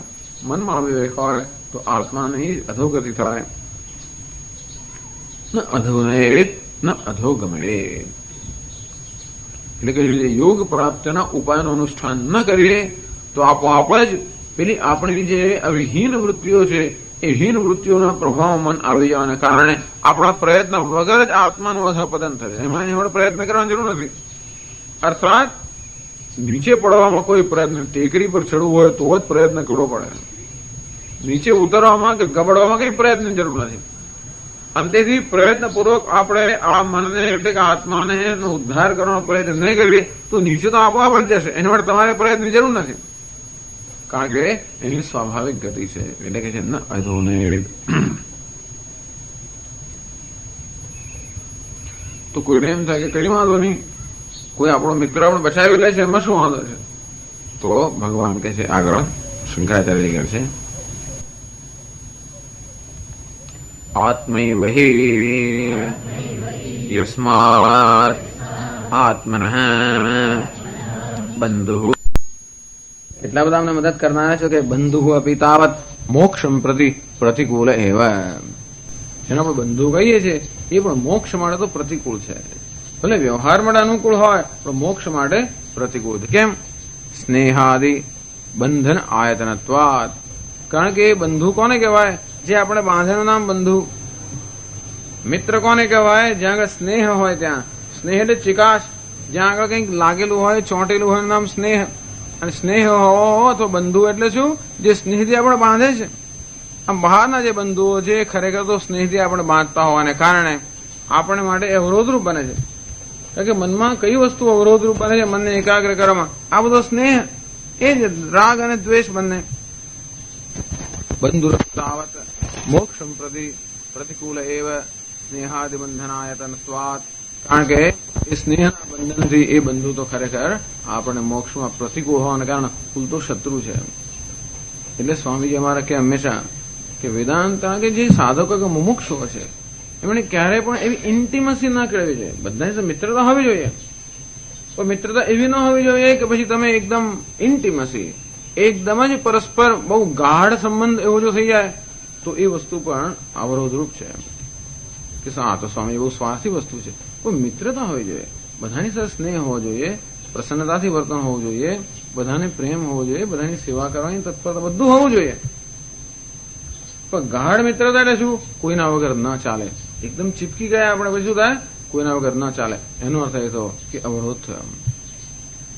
એટલે ઇન્ટિમસી અથવા તો અત્યંત ગાઢ સંબંધો છે એ આત્મનિષ્ઠ બનવા માટે અવરોધરૂપ હોવાને કારણે. અને એનો અર્થ એ નહીં કે આપણે કોઈ સંબંધ જ નથી કે ક્યાંય સ્નેહ જ નથી કે બસ આપણે સ્વાર્થી નથી, એવું નથી. આ સ્વાર્થી બનવાનું કોઈ નથી કહેતું. નિષ્કામ તો હોવા જોઈએ આપણે. અર્થાત આપણે પોતે સતત સેવા માટે કે કંઈ પણ કરવા માટે ઉપલબ્ધ હોવા જોઈએ એક બાજુ. અને છતાં પણ એવું ન હોવું જોઈએ કે કશાક વગર આપણે ન ચાલે. આપણે કશીક વસ્તુ પર એવા પરતંત્ર ન બની જવા જોઈએ. એનો કહેવાનો ભાવ એ જ છે.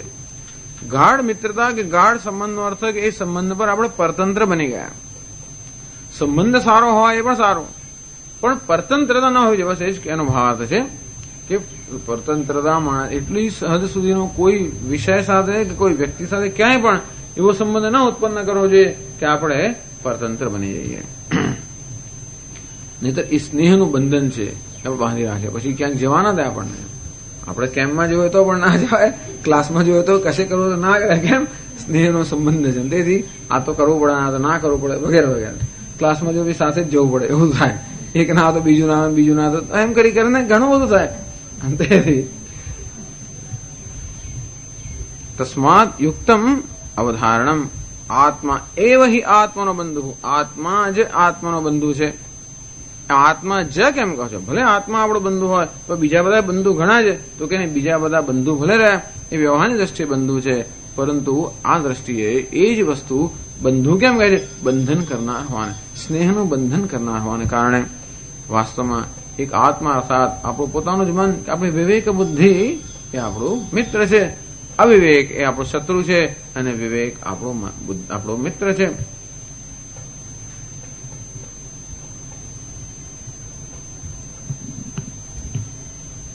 અહીં કહે છે શત્રુ અહિતકારી વિષય બંધન આગાર પ્રવેશાત કોશકાર એવ આત્મ સ્વસ્ય. બોલો, રેશમનો કીડો હોય ને એ શું કરે છે? આસપાસ એક કોશેટો રચે છે. શેના માટે? પોતાના રક્ષણ માટે. અને કેવું? એ પોતાના રક્ષણ માટે રચેલી વસ્તુ કેવી રીતે છેવટે એનું જ શત્રુ બની જાય છે. તેમ આપણે આવી રીતે આસપાસ રચેલી વસ્તુઓ બધી શેના માટે? પોતાની સલામતી માટે આવું જે બધી રચના કરતા હોઈએ છીએ એ જ બધી વસ્તુ છેવટે આપણને આની આ રીતે અવરોધરૂપ બનતી હોય છે.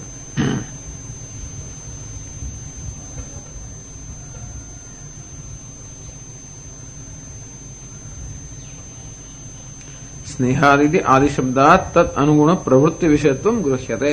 સ્નેહાદિ બંધન, સ્નેહ હોય છે તદ અનુગુણ પ્રવૃત્તિ. પછી કોઈને ગમે એવી પ્રવૃત્તિ કરવી પડે. આમાં એવું થતું હોય છે, પેલો સંબંધ હોય અંતેથી કોઈને ખુશ રાખવા માટે કોઈને ગમે એવું પણ કરવાનું. તદ અનુગુણ પ્રવૃત્તિ વિષયત્વ, એ પ્રવૃત્તિ કરવી જ જોઈએ અથવા કરવી પડતી હોય છે. અને એવી અંતેથી એને અનુકૂળ પ્રવૃત્તિ હોય એ એને અનુકૂળ ના હોય. ઘણી વાર એવું બને. અને તો પછી એટલે આ બસ ખાલી સમજવા માટે આ કહેવામાં આવે છે. એના માટે કોઈ કઈ હવે બધી ઘેર જઈને કશું કરવાની એના માટે જરૂર નથી. સમજવાની વસ્તુ એટલી જ છે કે સ્નેહનું જે બંધન કે પ્રતંત્રતા છે એ તો કઈ સ્વામીએ કહી દીધું છે. બસ હવે આપણે કશું નહીં આપતી એવું સ્વામીજીએ કઈ કહ્યું નથી. એટલે હંમેશા નિષ્કામ કે સેવા કરવાની તત્પરતા, માત્ર અપેક્ષા જ નહીં. આમાં બંધનનો અર્થ એ કે અન્ય પાસેથી અપેક્ષા નહીં. અન્યને માટે આપણે હંમેશા અનુકૂળ આપણે તો ઉપલબ્ધ હોવા જોઈએ, તત્પરતા આપણી હોવી જોઈએ, પરંતુ અન્ય પર આપણી પરાવલંબન આપણે ન બની જઈએ. અને એટલા માટે કહેવામાં આવે છે કે બંધુ બહાર નહીં, આપણો અંદર જ હોય છે. પછી કોઈ કહે કે શત્રુ પણ આપણાથી બહાર હતો કે નહીં. આગળ કહે છે આત્મૈવ રિપુઃ શત્રુઃ યહ અન્યઃ અપકારે બાહ્યઃ શત્રુઃ સોપી આત્મપ્રયુક્ત એવ ઇતિ યુક્તમેવ અવધારણમ આત્મૈવ રિપુઃ આત્મન ઇતિ.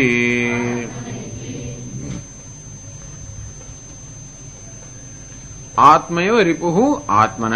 રિપુ એટલે કે શત્રુ. આત્મા જ આપણો શત્રુ બની શકે. આત્મા અર્થાત વળી પાછું આપણું મન એ જ આપણું શત્રુ બની શકે. એ અન્ય અપકારી બાહ્ય શત્રુ. તું કે એવું કેમ કહું છું કે માત્ર આપણો આત્મા જ શત્રુ છે? એમાં પણ જકાર ઉમેર છે. આત્મૈવ આત્મનો બંધુ આત્મા એવ રિપુઃ આત્મન. આત્મા જ આત્માનો શત્રુ છે. તો કેમ બહાર કેટલાય અમારા શત્રુઓ છે બધા? તો કે છે નહીં. યો અન્ય અપકારી બાહ્ય શત્રુ. આ બહારનો શત્રુ જે આપણો અપકાર કરનાર છે અર્થાત આપણને કોઈ રીતે નુકસાન કે દુઃખ પહોંચાડનાર છે. સો બી આત્મ પ્રયુક્ત એવા, એને પણ એમાં જે શત્રુત્વ છે એ આપણે આત્માએ ઓઢાડેલું છે. બહાર જે મિત્રત્વ છે એ પણ આત્માએ જ એને આરોપિત કરેલું છે. બહાર જે શત્રુત્વ છે એ પણ આત્માએ જ આરોપિત કરેલું છે. આત્મ પ્રયુક્ત એવા યુક્તમ એવ અવધારણમ આત્મા એવ રિપુઃ આત્મન ઇતિ. એટલે આ તો કહે છે કે બહાર જો કોઈ શત્રુ હોય એ શત્રુ પણ આપણે જ ઉભો કરેલો છે. ઘણી વાર આપણે તો અનુભવ છે કે આપણી ઈચ્છા વગર જાણતા ન હોય તોય પણ ઘણા લોકો આપણો વિરોધ કે દ્વેષ કરતા હોય છે. ઘણી વાર આપણે અનુભવ થતો હોય કે આપણે કંઈ કર્યું નથી, કંઈ ખ્યાલ પણ નથી, છતાંય પણ ઘણો દ્વેષ આપણા વિશે થતો હોય છે. એવું થાય છે. આપણે મેં તો કંઈ કર્યું નથી. શા માટે એવું કહેવાય કે મેં જ બધાને શત્રુ બનાવ્યા કે મેં કઈ દ્વેષ નથી ઉભો કર્યો? વાત સાચી છે, પ્રારબ્ધ હશે. એટલે ભાઈ ટૂંકમાં ભૂતકાળમાં કશું કર્યું હશે, ભૂતકાળમાં કંઈક થયું હશે જેને કારણે આવું થયું છે. પણ કંઈક કર્મને કારણે, બધા ઋણાનુબંધ હોવાને કારણે આવા આપણે ઈચ્છીએ કે ઘણા લોકો એમને પ્રેમે આપણે કરતા હોય, કશું ના કર્યું હોય છતાંય પણ. જેમ આપણે દ્વેષના ભાગી બનતા હોય છે તેમ ઘણીવાર આપણે લોકોના સ્નેહના પણ ભાગી બનીએ જ છે. એમાં આપણે કશું નથી કર્યું. એ ઋણાનુબંધ છે. આપણે સ્નેહ જો સ્વીકારી શકીએ તો પછી આવું પણ સ્વીકારવું પડે. અથવા કદાચ આપણે આપણા વ્યક્તિત્વ પર નજર કરવી જોઈએ કે કશુંક મારામાં છે જેને કારણે આવું થાય છે. એ પણ હોવું જોઈએ. એ પણ એક શક્યતા છે. આપણા પણ વર્તનમાં કે વિચારમાં કે કશામાં કંઈક હોય જેને કારણે એવું થતું હોય કે લોકોને એમ કે આ તો જો આવો છે ના કે બહુ એને એમ કે હું કંઈક છું ને પોતાને મોટો માને છે. આપણે એવું ના માનતા તો લોકો એમ માને કે આ તો એવું માને છે. કે આપણે ન બોલતા હોઈએ, અતડા હોઈએ, કશું હોઈએ એટલે આપણે એવો હેતુ ના હોય કશો. અને આપણે ખાલી આપણા મસ્ત વ્યસ્ત હોઈએ, આપણે પોતાની પ્રાયોરિટીઝ અર્થાત અનેક અગત્યની વસ્તુ આપણે કરવાની હોય એટલે બીજી બધી વસ્તુ રસ ન લેતા હોઈએ. લોકો એમ માગે જો અમારું અપમાન થયું એવું છે કે લોકોનો અનાદર થયો એવું એમને લાગે એમ. અને તેથી આપણે જાણે અજાણે પણ અનાદર કરતા હોઈએ કે આ જાણીને અનાદર કરીએ તો શત્રુ ઉભો કરીએ, પણ બીજી કશીક વસ્તુનો વધારે આદર થતો હોય ત્યારે કશાકનો અનાદર થતો હોય એનાથી આપણે સભાન ન હોવાને કારણે આપણે અનાદર થઈ જાય છે. એનો થયો કે આદર અનાદરમાં આપણે એક વિવેક જાળવવો જોઈએ કે ક્યાંક એટલો બધો આદર ન થવો જોઈએ કશાકનો અનાદર થાય. એટલે જ કહે છે ઈશાવાસ્ય ઉપનિષદની અંદર કે માણસ ઉપાસનામાં એટલો રત ના થઈ જવો જોઈએ કે પોતાનું કર્તવ્ય કર્મ ના કરે, અને કર્તવ્યમાં એટલો રત ન થઈ જવો જોઈએ કે ઉપાસના પછી ચૂકી જ જાય. અને તેથી દરેક સાવધાની આને કહેવામાં આવે છે કે ક્યાં આદર એટલે આપણે એને સભાન જયારે બની ત્યારે ખબર પડે કે આપણે ઈચ્છા ન હોય તોય પણ અને આપણી કોઈ ઈરાદો ન હોય તો પણ ઘણીવાર આપણું વર્તન એવું હોય છે કે આપણાથી અજાણે પણ કોઈનો અનાદર થઈ જતો હોય છે. અને માટે આપણે એવું નથી કે અનાદર કરવા ઈચ્છીએ છીએ, પણ કશીક વસ્તુના વધારે પડતા આદરમાં કશાક બીજાનો અનાદર થતો હોય છે.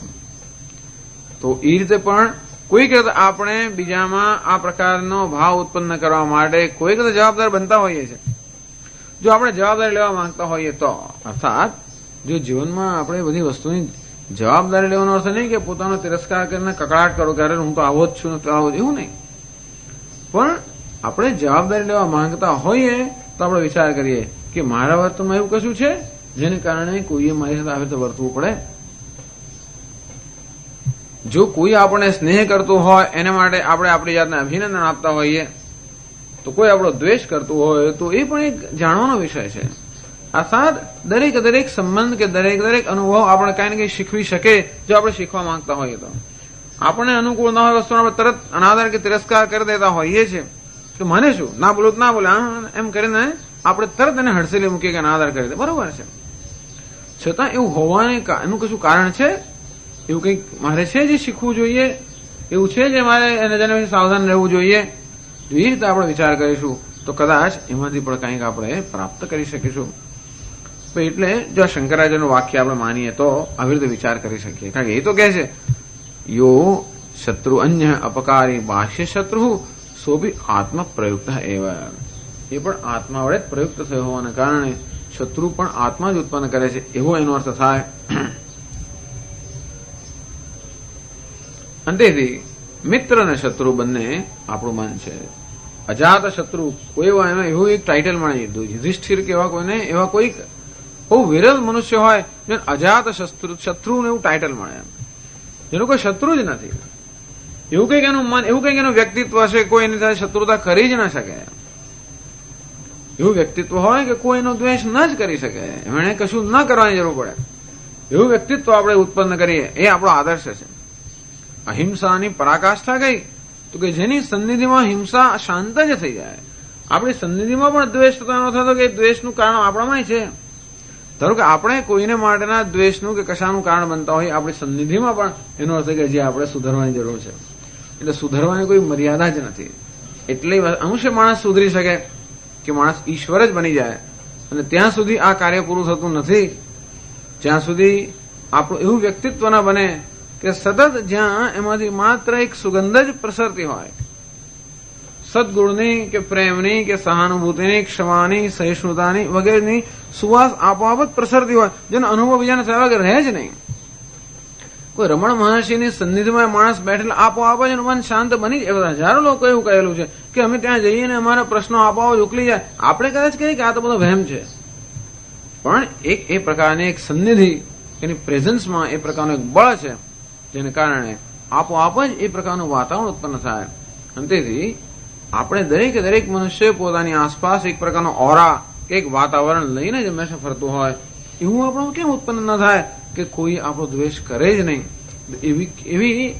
એ પ્રકારની નિર્દોષમ હિ સમમ બ્રહ્મ, કે બ્રહ્મ નિર્દોષ હોવાને કારણે કેવી રીતે આપણી જાતનો તિરસ્કાર કર્યા વગર, કોઈને દોષ આપ્યા વગર જો આપણે આ રીતે સાવધાન હોઈશું તો જરૂર દરેકે દરેક પ્રસંગમાંથી કે દરેકે દરેક અનુભવમાંથી કંઈ ને કંઈ શીખવાનું મળશે જ. અને કોઈને કોઈ રીતે એ વસ્તુ વિવેક અને આમ કોઈને આ તો બહુ મહાન આ મોટું કાર્ય છે. જ્ઞાનનો અર્થ માત્ર આપણે વસ્તુ સમજ્યા એટલું જ નથી, પણ આપણા વ્યક્તિત્વના પ્રત્યેક સ્તરની અંદર એ વસ્તુ પ્રસરી જવી જોઈએ, તો જ જ્ઞાની કહેવાય આપણે. અને એ દ્રષ્ટિએ બધા લોકોએ ઘણું કામ કરવાનું જ છે. અને તેથી એમાં એ જે છે એ જ આપણી જીવનની સાધના, કે આ જે દર્શન ઉપનિષદ કે શાસ્ત્રો આપણને આપે છે એ કેવું આપણું પોતાનું દર્શન બની જાય. અને એને માટે આ ધ્યાન યોગ ભગવાન કહે છે. અર્થાત જે દેહાત્મ બુદ્ધિ અને આ બધી વસ્તુઓ સ્વાભાવિક થઈ ગઈ છે, એને કારણે આપણા પ્રયત્ન વગર જ આપોઆપ જ આપણો આત્મા જાણે કે સંસારમાં નિમગ્ન થઈ જતો હોય, એને કહેવાય છે અંગ્રેજીમાં હેબિચ્યુઅલ એરર, અર્થાત એક એવી સ્વાભાવિક વૃત્તિ બની ગઈ છે. અને એ સ્વભાવ બદલવો, સ્વભાવ વિજયો ભવેત કે સ્વભાવ પર વિજય પ્રાપ્ત કરવો એક મહાન વસ્તુ છે. સ્વભાવ આત્મા અનાત્મામાં આત્મબુદ્ધિ એક સ્વભાવ થઈ ગયો છે. અને સાવધાનીપૂર્વક ઉદ્ધરેત આત્મના આત્માનમ. આમ દેહની અંદર જે આત્મબુદ્ધિ છે સતત સાવધાનીપૂર્વક મનને એ દેહાત્મબુદ્ધિમાંથી મુક્ત કરવા માટે સાવધાનીપૂર્વક પ્રયત્ન થવો જોઈએ. અને આ રીતે યોગારૂઢતાની સ્થિતિ પ્રાપ્ત કરવી જોઈએ. ટૂંકમાં ધ્યાનનો અર્થ છે સાવધાની. અને તેથી સાવધાની કે અપ્રમત્ત તથા ભવતી, પ્રમાદનો અભાવ એટલે કે સાવધાની, સતત સાવધાનીની આવશ્યકતા છે. અને સાવધાન જયારે આપણે નથી હોતા ત્યારે આપણી પ્રકૃતિ આપણા પર ક્યારેક પ્રભાવ પાડી દેતી હોય. આપણી ગમે તેવી ઈચ્છા હોય તો પણ આપણે ક્યારેક ક્રોધના, અસહિષ્ણુતાના, જાતના આવેગોના પ્રમાણ આવી જ જતા હોય છે, કારણ કે આપણે સાવધાન નથી. તો બે પ્રશ્ન, સાવધાની પણ જોઈએ અને જોડે જોડે એક બળ પણ જોઈએ. ઘણી હું સાવધાન છું અને તોય ક્રોધ આવે ને બરોબર મારો કબજો લઈને કામ કરી જ જાય, હું જોયા કરું છું, એવું પણ થાય. એટલે કહે છે કે આ તો તારા દુશ્મનો છે અને માટે આપણે જોઈએ છીએ કે ક્રોધ આવે છે અને છતાંય પણ આપણે એને ખાઈ શકતા નથી. એવું તો કેટલી વાર અનુભવ થાય. એ બતાવે છે કે એક આંતરિક બળ પ્રાપ્ત કરવાની નર્યું સાવધાની નથી ચાલતી. જોડે જોડે શક્તિ પણ કેળવવી જોઈએ કે ક્રોધ આવે તો કેવી રીતે આપણે એને ખાઈ શકીએ, કે કેમ એના પ્રભાવમાં ન આવી જઈએ, એ પ્રકારનું બળ પણ એક પ્રાપ્ત કરવું જોઈએ. આ બધી વસ્તુઓ યોગને અંતર્ગત છે. આ બધું એટલે માત્ર આ વિવેક જે છે એનું નામ જ યોગ. આપણે તો વેદાંતની દ્રષ્ટિએ ધ્યાન યોગ અર્થાત સતત આ પ્રકારના વિવેકનું આચરણ, મનની અંદર સતત આ પ્રકારે વિવેક અને એના માટેની સાવધાની એ જ યોગ છે.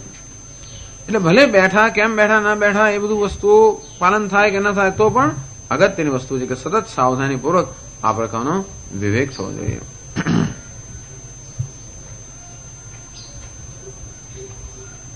હવે આ જે શ્લોકમાં કહેવામાં આવ્યું એ જ વસ્તુનો અનુવાદ કરતા પછી આગળના શ્લોકની વાત કરે છે. શંકરાચાર્યજી કહે છે,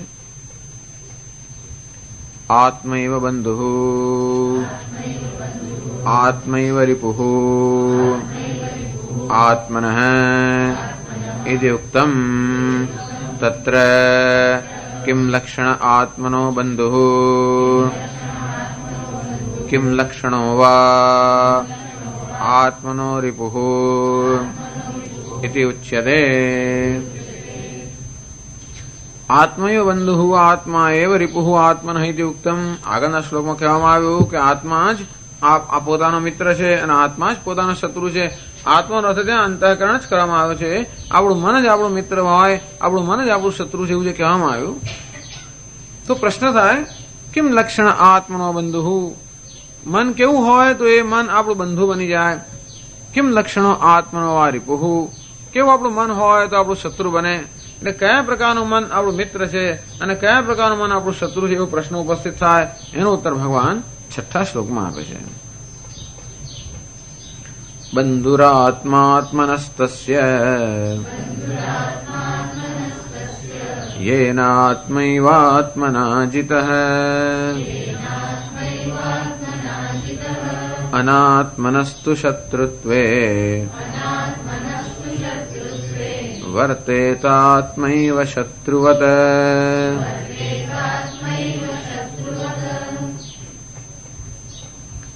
બંધુ આત્મા આત્મનઃ તસ્ય યેન આત્મના એવ આત્મના જીતઃ. બંધુ આત્મા તસ્ય, એ સાધક માટે આ આત્મા એનો બંધુ કે મિત્ર બની જાય છે. યેન આત્મના એવ આત્મા જીતઃ, જેણે આત્મા વડે આત્માને જીત્યો હોય એ જીતાયેલો આત્મા જે છે એ એનો બંધુ બને છે.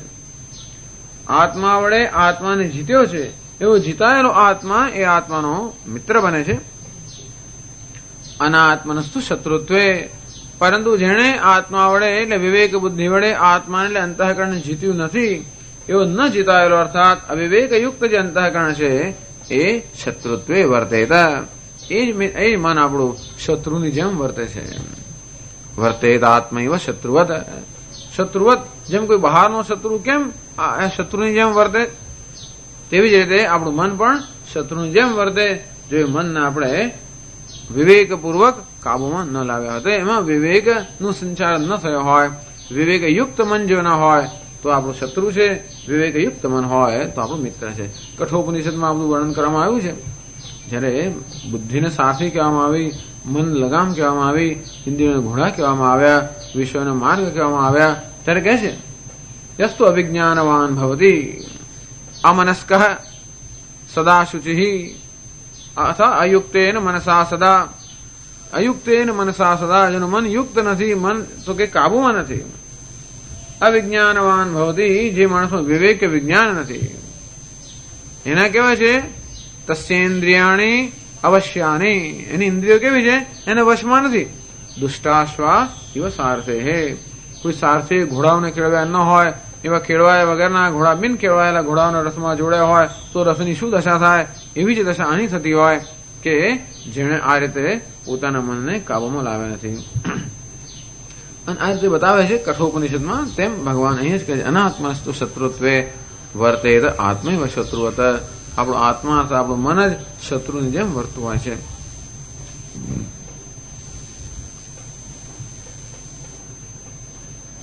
સમજાવે છે ભાષ્યમાં, બંધુ આત્મા આત્મનસ્તસ્ય તસ્ય આત્મનઃ સ આત્મા બંધુ યેન આત્મના આત્મા એવ જીતઃ. આત્મા કાર્યકરણ સંઘાતઃ યેન જીતઃ વશીકૃતઃ જીતેન્દ્રિયઃ ઇત્યર્થઃ.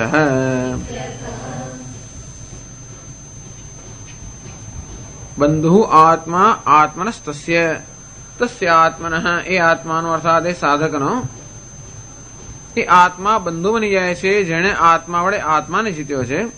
તો શંકરાચાર્ય આત્મા શબ્દનો સમજાવે, જેને જીતવાનો છે આત્મા કયો છે? આત્મા કાર્યકરણ સંઘાત. કાર્ય એટલે કે શરીર, કરણ એટલે કે ઇન્દ્રિયો અને મન.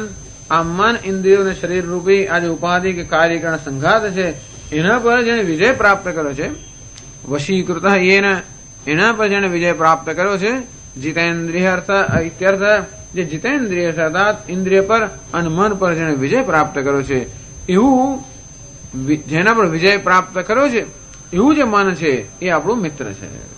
અને જેના પર વિજય પ્રાપ્ત કરવામાં નથી આવ્યો એવું મન આપણું શત્રુ છે. એ જ કે છે આગળ, અનાત્મનસ્તુ અજિતાત્મનસ્તુ શત્રુત્વે શત્રુભાવે વર્તેત.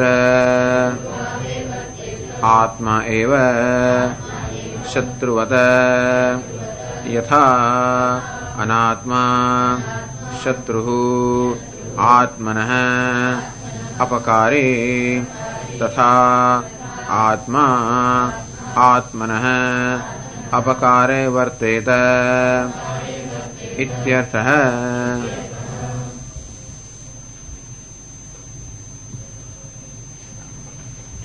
અનાત્મનસ્તુ, અનાત્માનો અર્થ કહે છે અજિતાત્મન, અર્થાત જેણે પોતાના કાર્યકરણ સંઘાત પર વિજય પ્રાપ્ત નથી કર્યો એવો પેલો જીતેન્દ્રિય કેવો છે? જેને પોતાના ઇન્દ્રિય પર, મન પર, શરીર પર કોઈ કાબુ નથી. તો શત્રુત્વ એ જ કાર્યકરણ સંઘાત એનો મિત્ર બને, એ જ કાર્યકરણ સંઘાત એનો શત્રુ બને. શત્રુ ભાવે વર્તેત આત્માએવ, અર્થાત પોતાનો જ આ કાર્યકરણ સંઘાત, પોતાની જ મન બુદ્ધિ ઇન્દ્રિય રૂપી જે ઉપાધિ છે એ જ આપણું શત્રુનું સ્થાન લે છે. શત્રુવત, શત્રુની જેમ, એ શત્રુવત શત્રુની જેમ એ છે એ દ્રષ્ટાંત સમજાવે શંકરાચાર્યજી. યથા અનાત્મા શત્રુ, જેમ આપણાથી બીજો કોઈ હોય જે આપણો શત્રુ હોય. આત્મા તો શત્રુ એટલે અનાત્મા અર્થ આપણાથી બીજો કોઈ હોય જે આપણો શત્રુ હોય. એ શત્રુ કેમ વર્તે? શત્રુ કોને કહેવાય? આત્મન અપકારી. શત્રુ આપણે કોને કહીએ? જે આપણાથી અન્ય હોય અને આપણો અપકાર કરનાર હોય, અર્થાત આપણું નુકસાન કરનાર હોય.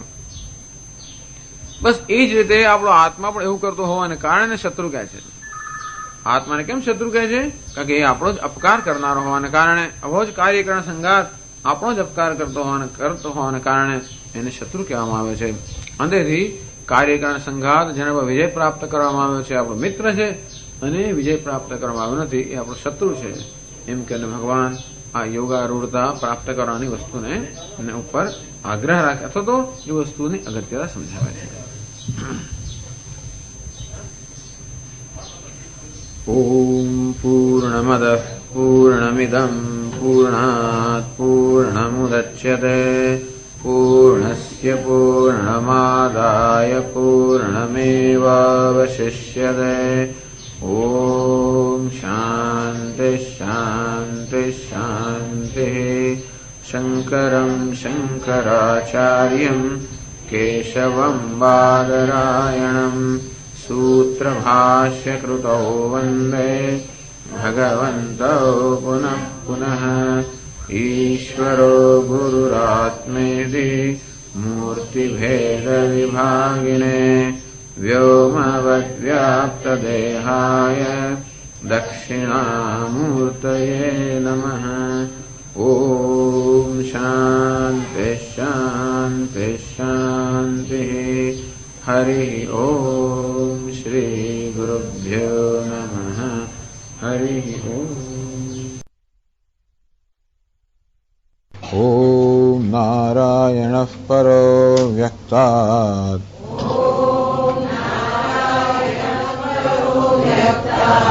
અંડમવ્યક્તસંભવम् અંડસ્યાन्तસ્ત્વિમે લોકાઃ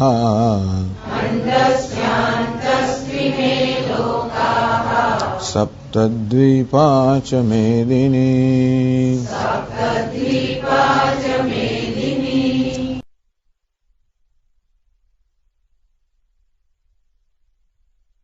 ધરેદાત્મનાત્માનં નાત્માનમવસાદયેत्. આત્મૈવ હ્યાત્મનો બંધુઃ આત્મૈવ રિપુરાત્મનઃ. બંધુરાત્માત્મનસ્તસ્ય યેનાત્મૈવાત્મના જિતઃ. અનાત્મનસ્તુ શત્રુત્વે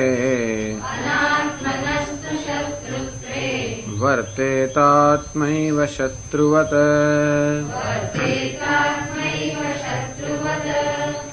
ઉદ્ધરેત આત્મના આત્માનમ, આત્મના પોતાની જાત વડે જ, આત્માનમ પોતાની જાતનો જ ઉદ્ધાર કરવો જોઈએ. આત્મા વડે અર્થાત પોતાના મન વડે. આત્માનો એટલે પોતાનો જ, એટલે વિવેક બુદ્ધિ વડે પોતાનો ઉદ્ધાર કરવો જોઈએ.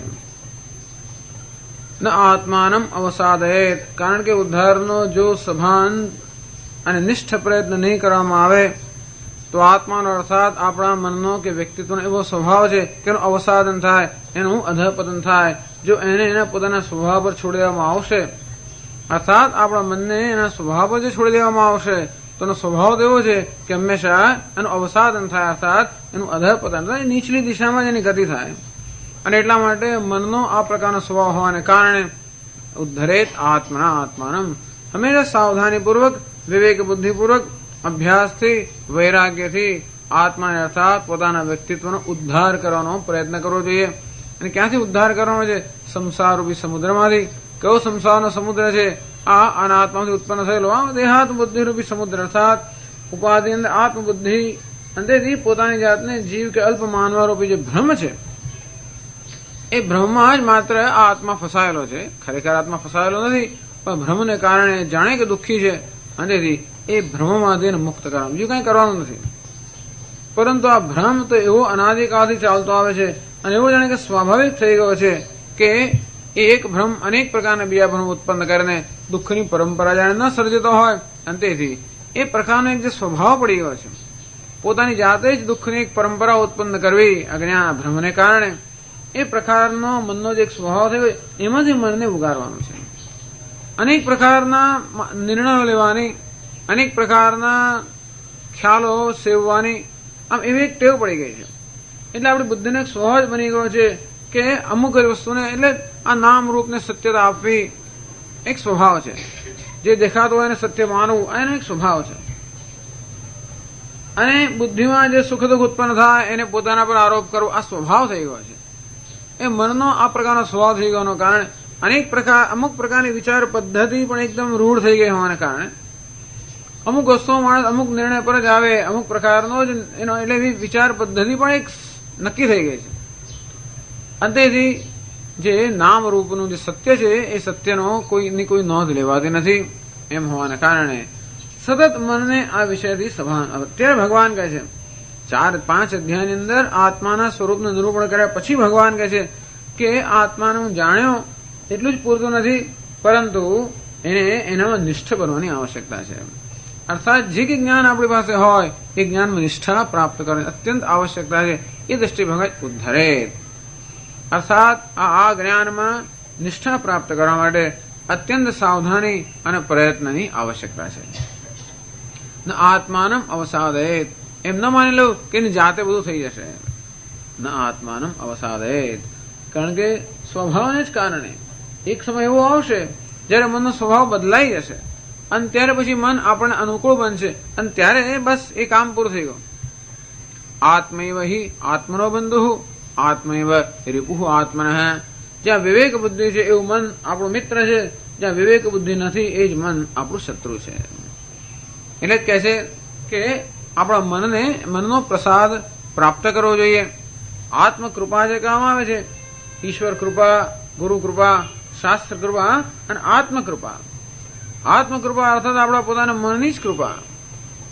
કારણ કે આત્માની કૃપા તો હંમેશા હોય જ છે, પણ એ મન જયારે આપણને અનુકૂળ ન હોય ત્યારે એ કૃપાનો કઈ ઉલટું જ પરિણામ આવતું હોય છે. અને તેથી આત્માનો અનુગ્રહ તો સદા છે જ, એ તો મનમાં સદા પ્રતિબિંબિત થતો જ હોય છે, અને છતાં મન એવા પ્રકારના વિકારો ઉત્પન્ન કરતું હોય છે કે જેથી એ અનુગ્રહનો આપણને લાભ મળતો નથી. અને તેથી આત્મકૃપાનો અર્થાત આત્મા એટલે કે આપણું અંતઃકરણ, આપણું સમગ્ર વ્યક્તિત્વ, આ કાર્યકરણ સંઘાત છે એને આપણો મિત્ર બનાવો, અનુકૂળ બનાવો, એની પ્રસન્નતા પ્રાપ્ત કરવી, એની અનુકૂળતા પ્રાપ્ત કરવી, જેથી એ આપણે સાથ આપે. અત્યારે એ જ વસ્તુ આપણા માર્ગમાં આડે આવતી હોય છે. જ્યારે ત્યારે જો કોઈ મોટા મોટો અવરોધ આવતો હોય તો એ પોતાના મનને કારણે જ ઉત્પન્ન થતો હોય. એટલે કહ્યું આત્મૈવ હિ આત્મનો બંધુ. એ જાણવાની આવશ્યકતા છે કે આત્મા અર્થાત મારું મન જ ખરેખર મારો મિત્ર છે અને મારું મન પણ મારું શત્રુ બની શકે એમ છે. અને તેથી યેન આત્મના આત્મા એવ ચિતઃ તસ્ય આત્મનઃ સ આત્મા બંધુ. જેણે આ રીતે પોતાના કાર્યકરણ સંઘાત પર, આ દેહ મન ઇન્દ્રિય બુદ્ધિ રૂપી સંઘાત પર જેને વિજય પ્રાપ્ત કર્યો છે, અને વિજય પ્રાપ્ત કરવાનો અર્થ એ છે કે અનુકૂળ બનાવવા. અનુકૂળ બનાવવાનો અર્થ જેને કેળવવા. કેળવવું અર્થાત સતત એને આ વસ્તુનું દર્શન કરાવવું. જે જ્ઞાન આપણે પ્રાપ્ત થયું છે સાવધાનીપૂર્વક સતત મનને એનું દર્શન કરાવ્યા જ કરવું. આ રીતે જેને કેળવવાનું છે. કારણ કે એ વસ્તુને ખોટી રીતે સમજવાને કારણે જે ટેવ પડી ગઈ હોય એ ટેવ ત્યારે જ જાય જયારે વસ્તુનું આપણે એને સાચી રીતે દર્શન કરાવીએ ત્યારે. એટલે વેદાંત શાસ્ત્રમાં એટલી બધી આપણે નથી ઈચ્છતા કે મનને મારી મછળીને કશાકમાં કેન્દ્રિત કરવું. સતત અભ્યાસ અને વૈરાગ્ય, સતત મનને આ જ વસ્તુનું દર્શન કરાવ્યા જ કરવું. જેટલી વાર મન પેલી મૂળ વિચારધારામાં વળી પાછું સ્વાભાવિક વિચારધારામાં સરકી જાય, કઈ મનનો સ્વભાવ છે, એટલી વાર વળી પાછું એને આ દર્શન દ્વારા વળી પાછું આ ધારામાં એને જોડવું. બસ આનું નામ છે કેળવણી. આમ કેળવતા કેળવતા ધીમે ધીમે ધીમે મન કાબુમાં એટલા માટે આવશે કે મન જેમ જેમ સમજશે તેમ બુદ્ધિ તો સમજે છે. આપણો એક બુદ્ધિ છે, એમાં બધી સમજ પડે છે, પણ આપણો એક મન છે, એને સમજતા બહુ વાર લાગે છે. બધા રાગ દ્વેષ અને બધી સ્વાભાવિક બધી ટેવો જે છે એ બધું ક્યાં છે? બધા પ્રકારના રિએક્શન એટલે પ્રત્યાઘાતો, આવેગો, આ બધા મનમાં છે અને એને વાળવું બહુ કઠિન છે. તો શાસ્ત્રમાં આપણે શ્રવણ કરીએ તો આપણી બુદ્ધિ મુખ્યત્વે તે વખતે કાર્યશીલ હોય છે અને તે બુદ્ધિમાં બધું સારી સમજ પડતી હોય છે. પછી જયારે પેલું વ્યવહારમાં જો મન બુદ્ધિના કાબુમાં હોય અને મન બુદ્ધિ પ્રમાણે વર્તતું હોય તો વાંધો નથી, પણ મન જયારે બુદ્ધિ પ્રમાણે ન વર્તતું હોય, સ્વતંત્ર સ્વચ્છંદ રીતે વર્તતું હોય, ત્યારે બુદ્ધિનું ડાપણ, એનો વિવેક કે જ્ઞાન એ કોઈ ખરેખર આપણા વ્યવહારમાં કે પ્રેક્ટિકલ ઉપયોગી નથી થતા. અને તેથી જે આ જ્ઞાન આપણી બુદ્ધિમાં છે એ જ્ઞાનને આત્મસાત કરવું. જેમ ભોજન કર્યા પછી ભોજન કર્યું એટલું પૂરતું નથી, એને પચાવવાની જરૂર છે. આમ શ્રવણ કર્યા પછી એને પચાવવાની આવશ્યકતા છે. પચાવ્યા પછી એ જ રસ આપણા શરીરમાં પ્રસરે, ત્યારે જેમ શરીરને શક્તિ પ્રાપ્ત થાય તેમ જેમ આ જ્ઞાન આપણા વ્યક્તિત્વમાં પ્રસરે, આપણી રગે રગમાં એટલે દરેક દરેક વિચારમાં જેમ પ્રસરે તેમ ખરેખર એનું જે બળ જે છે એ આપણે પ્રાપ્ત થાય. નાયમાત્મા બલહીનેન લભ્ય, એ પ્રકારનું બળ જો પ્રાપ્ત ન કરીએ તો આત્મા આપણે પ્રાપ્ત થાય સાથ આ જ્ઞાનમાં નિષ્ઠા ન પ્રાપ્ત થઈ શકે. અને એ માટે સતત સાવધાની, ધ્યાનનો અર્થ છે સતત સાવધાની. અને શેની સાવધાની? જે વસ્તુ હું સમજુ છું બસ એની સાવધાની, બીજું કશાની ચિંતા નહીં કરવાની. અત્યારે જે હું સમજ્યો છું બસ એના પર એટલી સાવધાની. હું જે કંઈ સમજુ છું, કશુંક તો સમજીએ છીએ ને આપણે, અને જેમ જેમ શ્રવણ કરીએ એમ તેમ સમય આપણી સ્પષ્ટ બનીએ, બસ એના વિશેની સાવધાની. મન જ્યારે પણ પોતાની સ્વાભાવિક વિચારધારામાં સરકી પડે, એની ટેવને કારણે અનેક પ્રકારની વિચારધારાઓ અંદર બંધાયેલી છે. અનેક પ્રકાર, જેવી રીતે પેલા પથ્થર પર લીસોડા પાડી પાડીને જેમ પેલા ટ્રેક બનાવવામાં આવે, ચેનલ બનાવવામાં આવે અને પછી પાણી એમાં જેમ વહે, તો અમુક થાય એટલે મન આપોઆપ જ અમુક પ્રકારની વિચારધારામાં સરખી જ પડવાનું. અને આપણે જોયું કે આ સરખ્યું મન, આ વિચારોની પરંપરા પ્રવાહ શરૂ થયો, હવે જાત જાતના અંદર બધા પ્રત્યાઘાતો, રિએક્શનો જન્મે છે, જોઈએ આપણે. અને જેવું આપણે જોઈએ કે તરત જ મનને પાછું આ જે આપણે સમજીએ છીએ એ પ્રકારની જ્ઞાનની વિચારધારામાં વળી પાછું જોડી દેવાનું. એક નવી એક ચેનલ કે એક નવો આપણે માર્ગ ધીમે ધીમે ધીમે રચીએ. પછી એમ કરતા કરતા આ સંસ્કાર એટલા પ્રબળ થાય કે બાકીના બધા સંસ્કારો ગૌણ બની જાય અને છેલ્લે આપોઆપ જ મન આ પ્રકારનું એટલે શાસ્ત્રની રીતે વિચાર કરતું થાય. એમ મનને બળજબરીથી વિચાર કરવાની આવશ્યકતા નથી, મનને બતાવવાની આવશ્યકતા છે કે શાસ્ત્રમાં જે સમજે એ સત્ય છે એવું મન જયારે સમજે, જેટલી વાર સમજે એટલી વાર વળી પાછું કે હા બરોબર છે, પાછું અંદર ભૂલી ગયું, વળી પાછું સમજાયું, વળી પાછું ભૂલી ગયું, વળી પાછું સમજાયું. બસ આ એક મહાન સંગ્રામ કે સંઘર્ષ કે સાધના જે કહેવું હોય તે આ જ છે. તેથી આને જ્ઞાન તપસ કહેવામાં આવે છે. એક સતત રામ રામ રામ રામ રામ રામ બેઠા કરવું એક પ્રકારનો અભ્યાસ છે. એ મનને શુદ્ધ કરવા માટેનો શ્રેષ્ઠ સુંદર અભ્યાસ છે. પરંતુ મનને નિષ્ઠ બનાવવાનો જે અભ્યાસ છે, આત્મામાં આત્મજ્ઞાન નિષ્ઠ બનાવવાનો અભ્યાસ, તો સતત આ જ્ઞાનનું પુનરાવર્તન એને અભ્યાસ કરે છે. સતત પુનરાવર્તન. એમાં જપવા રટવાનું નહીં, હું બ્રહ્મ છું, હું બ્રહ્મ જેવું રટવાનું નહીં, પરંતુ મનને સતત દર્શન કરાવવાના કે જો મેં શું સાંભળ્યું છે, હું શું સમજ્યો છું, અને આ વસ્તુ બરોબર છે, આવો જે નિર્ણય લીધો બરોબર છે, આમ વિચાર કરવો યોગ્ય છે. તરત એટલે મન થોડું શર્મિંદું પડે છે કે ના બરોબર તો નથી, વળી પાછું આ પાછું ટ્રેકમાં આવી જાય, વળી પાછું ભૂલી જાય. એટલે ટેવ આવેગનો પ્રભાવ એટલો બધો, વળી પાછું ચાલી જાય, વળી પાછું એને એમ જેટલો આવેગોની અસર વધારે એટલા આ પ્રયત્નની આવશ્યકતા વધારે. પરંતુ યેન આત્મા એવ આત્મના જીત. મન આ કાર્યકરણ સંઘાત જેને જીત્યો છે, એ જેને અનુકૂળ થયો છે, તો એના માટે આ આત્મા એટલે મન બધું છે. પછી બસ એ જ બધી રીતે, પછી તો એ જ આપણે બધા આનંદનું એ જ સાધન છે. એ જ વસ્તુ દરેક દરેક જગ્યાએ પછી આપણને આ જ વસ્તુનું દર્શન કરાવનારું જ સાધન બનશે. અત્યારે જે આપણો વિરોધ કરે છે કે આપણને જે આડે આવે છે એ જ વસ્તુ એક મહાન કળા છે. કેવી આ વસ્તુને આપણે અનુકૂળ બનાવવી, અભ્યાસ અને વૈરાગ્ય. પછી હવે આગળ કહે છે, એટલે અહીંયા લખે છે ટીકાકાર, આત્મના એવ વિવેકયુક્તેન મનસા એવ ન તો શસ્ત્રાદિના.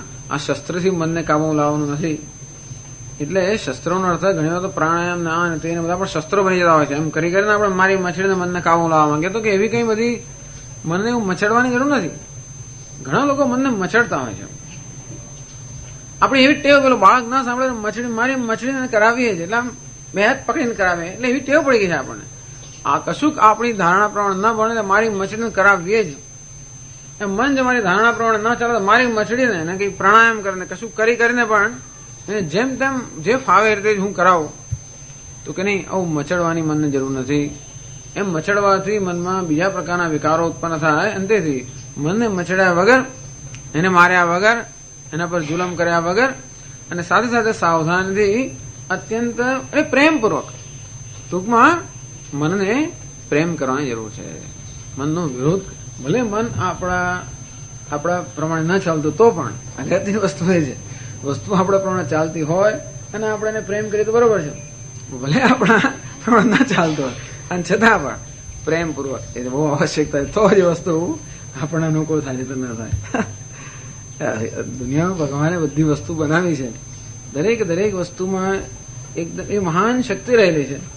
એ મહાન શક્તિ આપણે અનુકૂળ પણ થાય, એ જ શક્તિ જો આપણે વિરુદ્ધ થાય તો એ જ વિનાશ કરનારી પણ બને. તસ્યાત્મા સ્વરૂપમાત્મન બંધુ ઉચ્છૃંખલ સ્વપ્રવૃત્તિ અભાવેન સ્વહિત કરણાત. આમ પછી પોતાનું હિત કરનારો બની જાય એમ કરીને આ મન આપણું બંધુ બને છે. એટલે જો ન કરીએ તો એ મન શત્રુ બને છે. એ રીતે ભગવાન કહે છે ઉદ્ધરેત આત્મના આત્માનમ, અર્થાત મનને મિત્ર બનાવવાનો સતત પ્રયત્ન કરવો જોઈએ કેળવણીથી. અને એમ નહીં કરીએ તો એ જ મન અજ્ઞાનના પ્રભાવને કારણે ઉચ્છૃંખલ બનીને આપણું શત્રુ બનશે અને તો આપણા આત્માનું અવસાદન થશે. એમ ન કરવું જોઈએ, કારણ કે એવું થતું હોય છે. એટલે ભગવાન ઉદ્ધરેત આત્મના આત્માનમ ના આત્માનમ અવસાદેત.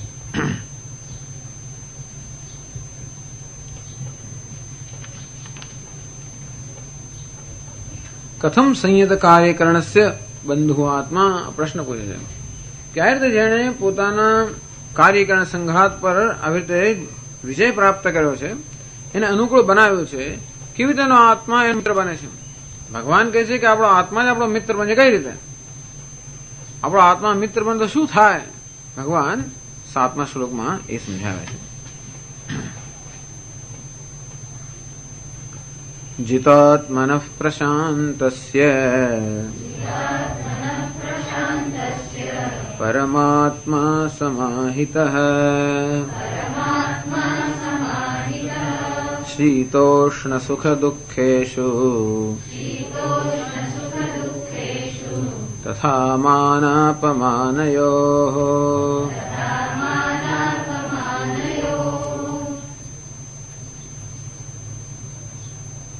જીતાત્મન, આ પ્રકારે જેણે આત્માને જીત્યો છે, અર્થાત જેનો આત્મા અનુકૂળ બન્યો છે, પ્રસન્ન બન્યો છે, એવો આત્મા એટલે કે અંતઃકરણ.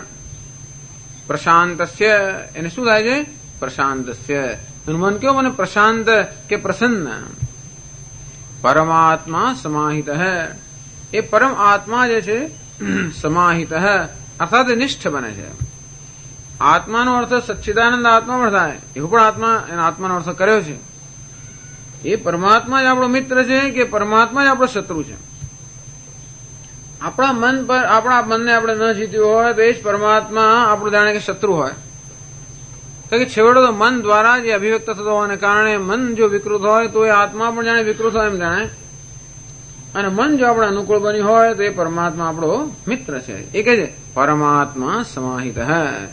એ પરમાત્મા બરોબર સમાહિત રહે છે, નિષ્ઠ રહે છે. એટલે આત્મભાવે એને વર્તતે, એ પરમાત્મા આત્મા હોય એ રીતે વર્તન કરે છે.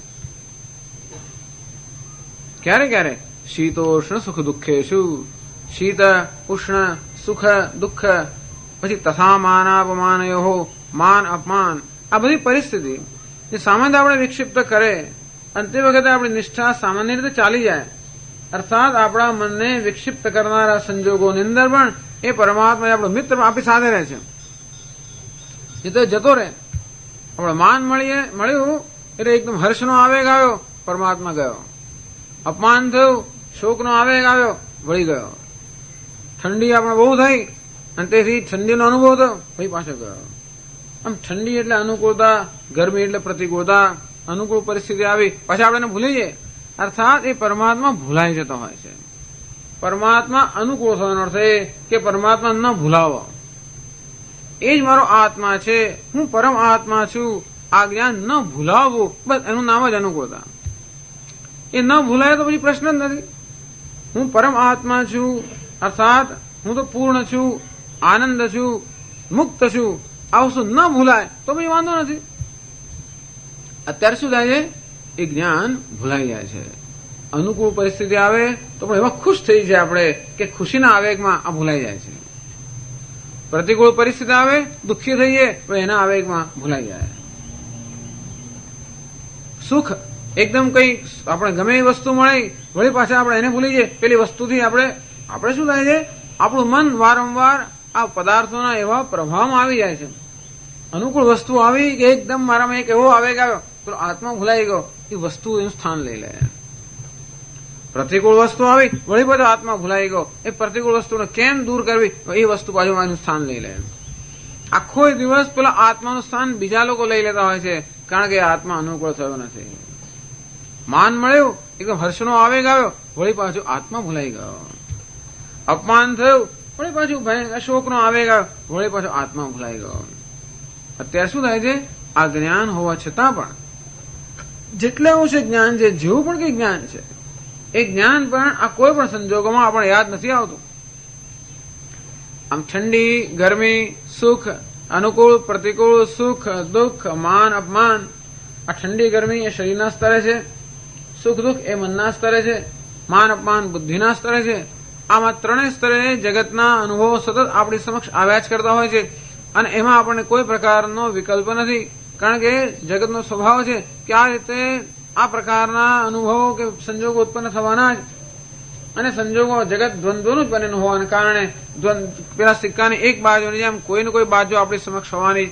અને અનુકૂળ કે પ્રતિકૂળ, સુખ કે દુઃખ કે માન કે અપમાન, આ પ્રકારે જગતનો સ્વભાવ છે કે આ રીતે સતત આપણી સમક્ષ આવતું હોય.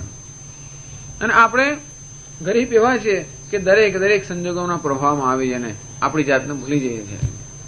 બસ પોતાની જાતને ભૂલી જવું, પોતાના આ જ્ઞાનમાંથી ચ્યુત થઈ જવું, એનું નામ જ. એટલો અર્થ એ થયો કે વખતે હું સચ્ચિદાનંદ છું કે પૂર્ણ છું એ સ્વભાવનો મને લાભ નથી મળતો. બરોબર ને? કોઈ પણ આવેગમાં આવી ગયો, એના પ્રભાવમાં આવ્યો એટલે મારા પોતાના જે સ્વરૂપનો અર્થાત હું જે છું એનો જ લાભ મને મળતો નથી. તો પરમાત્મા સમાહિત સતત આ વસ્તુ યાદ જ મને રહે, અર્થાત મારું મન એમાં જ નિષ્ઠ રહે. દીવાદાણીની જેમ ગમે તેવા સંજોગો આવે ને છતાં પણ હું જયારે એમાં નિષ્ઠ રહી શકું, એમ જગતમાં તો જાત જાતના સંજોગો આવ્યા જ કરવાના, અને છતાં પણ આ જ્ઞાનમાં હું નિષ્ઠ રહી શકતો હોઉં તો સમજવું કે આ પરમાત્મા અનુકૂળ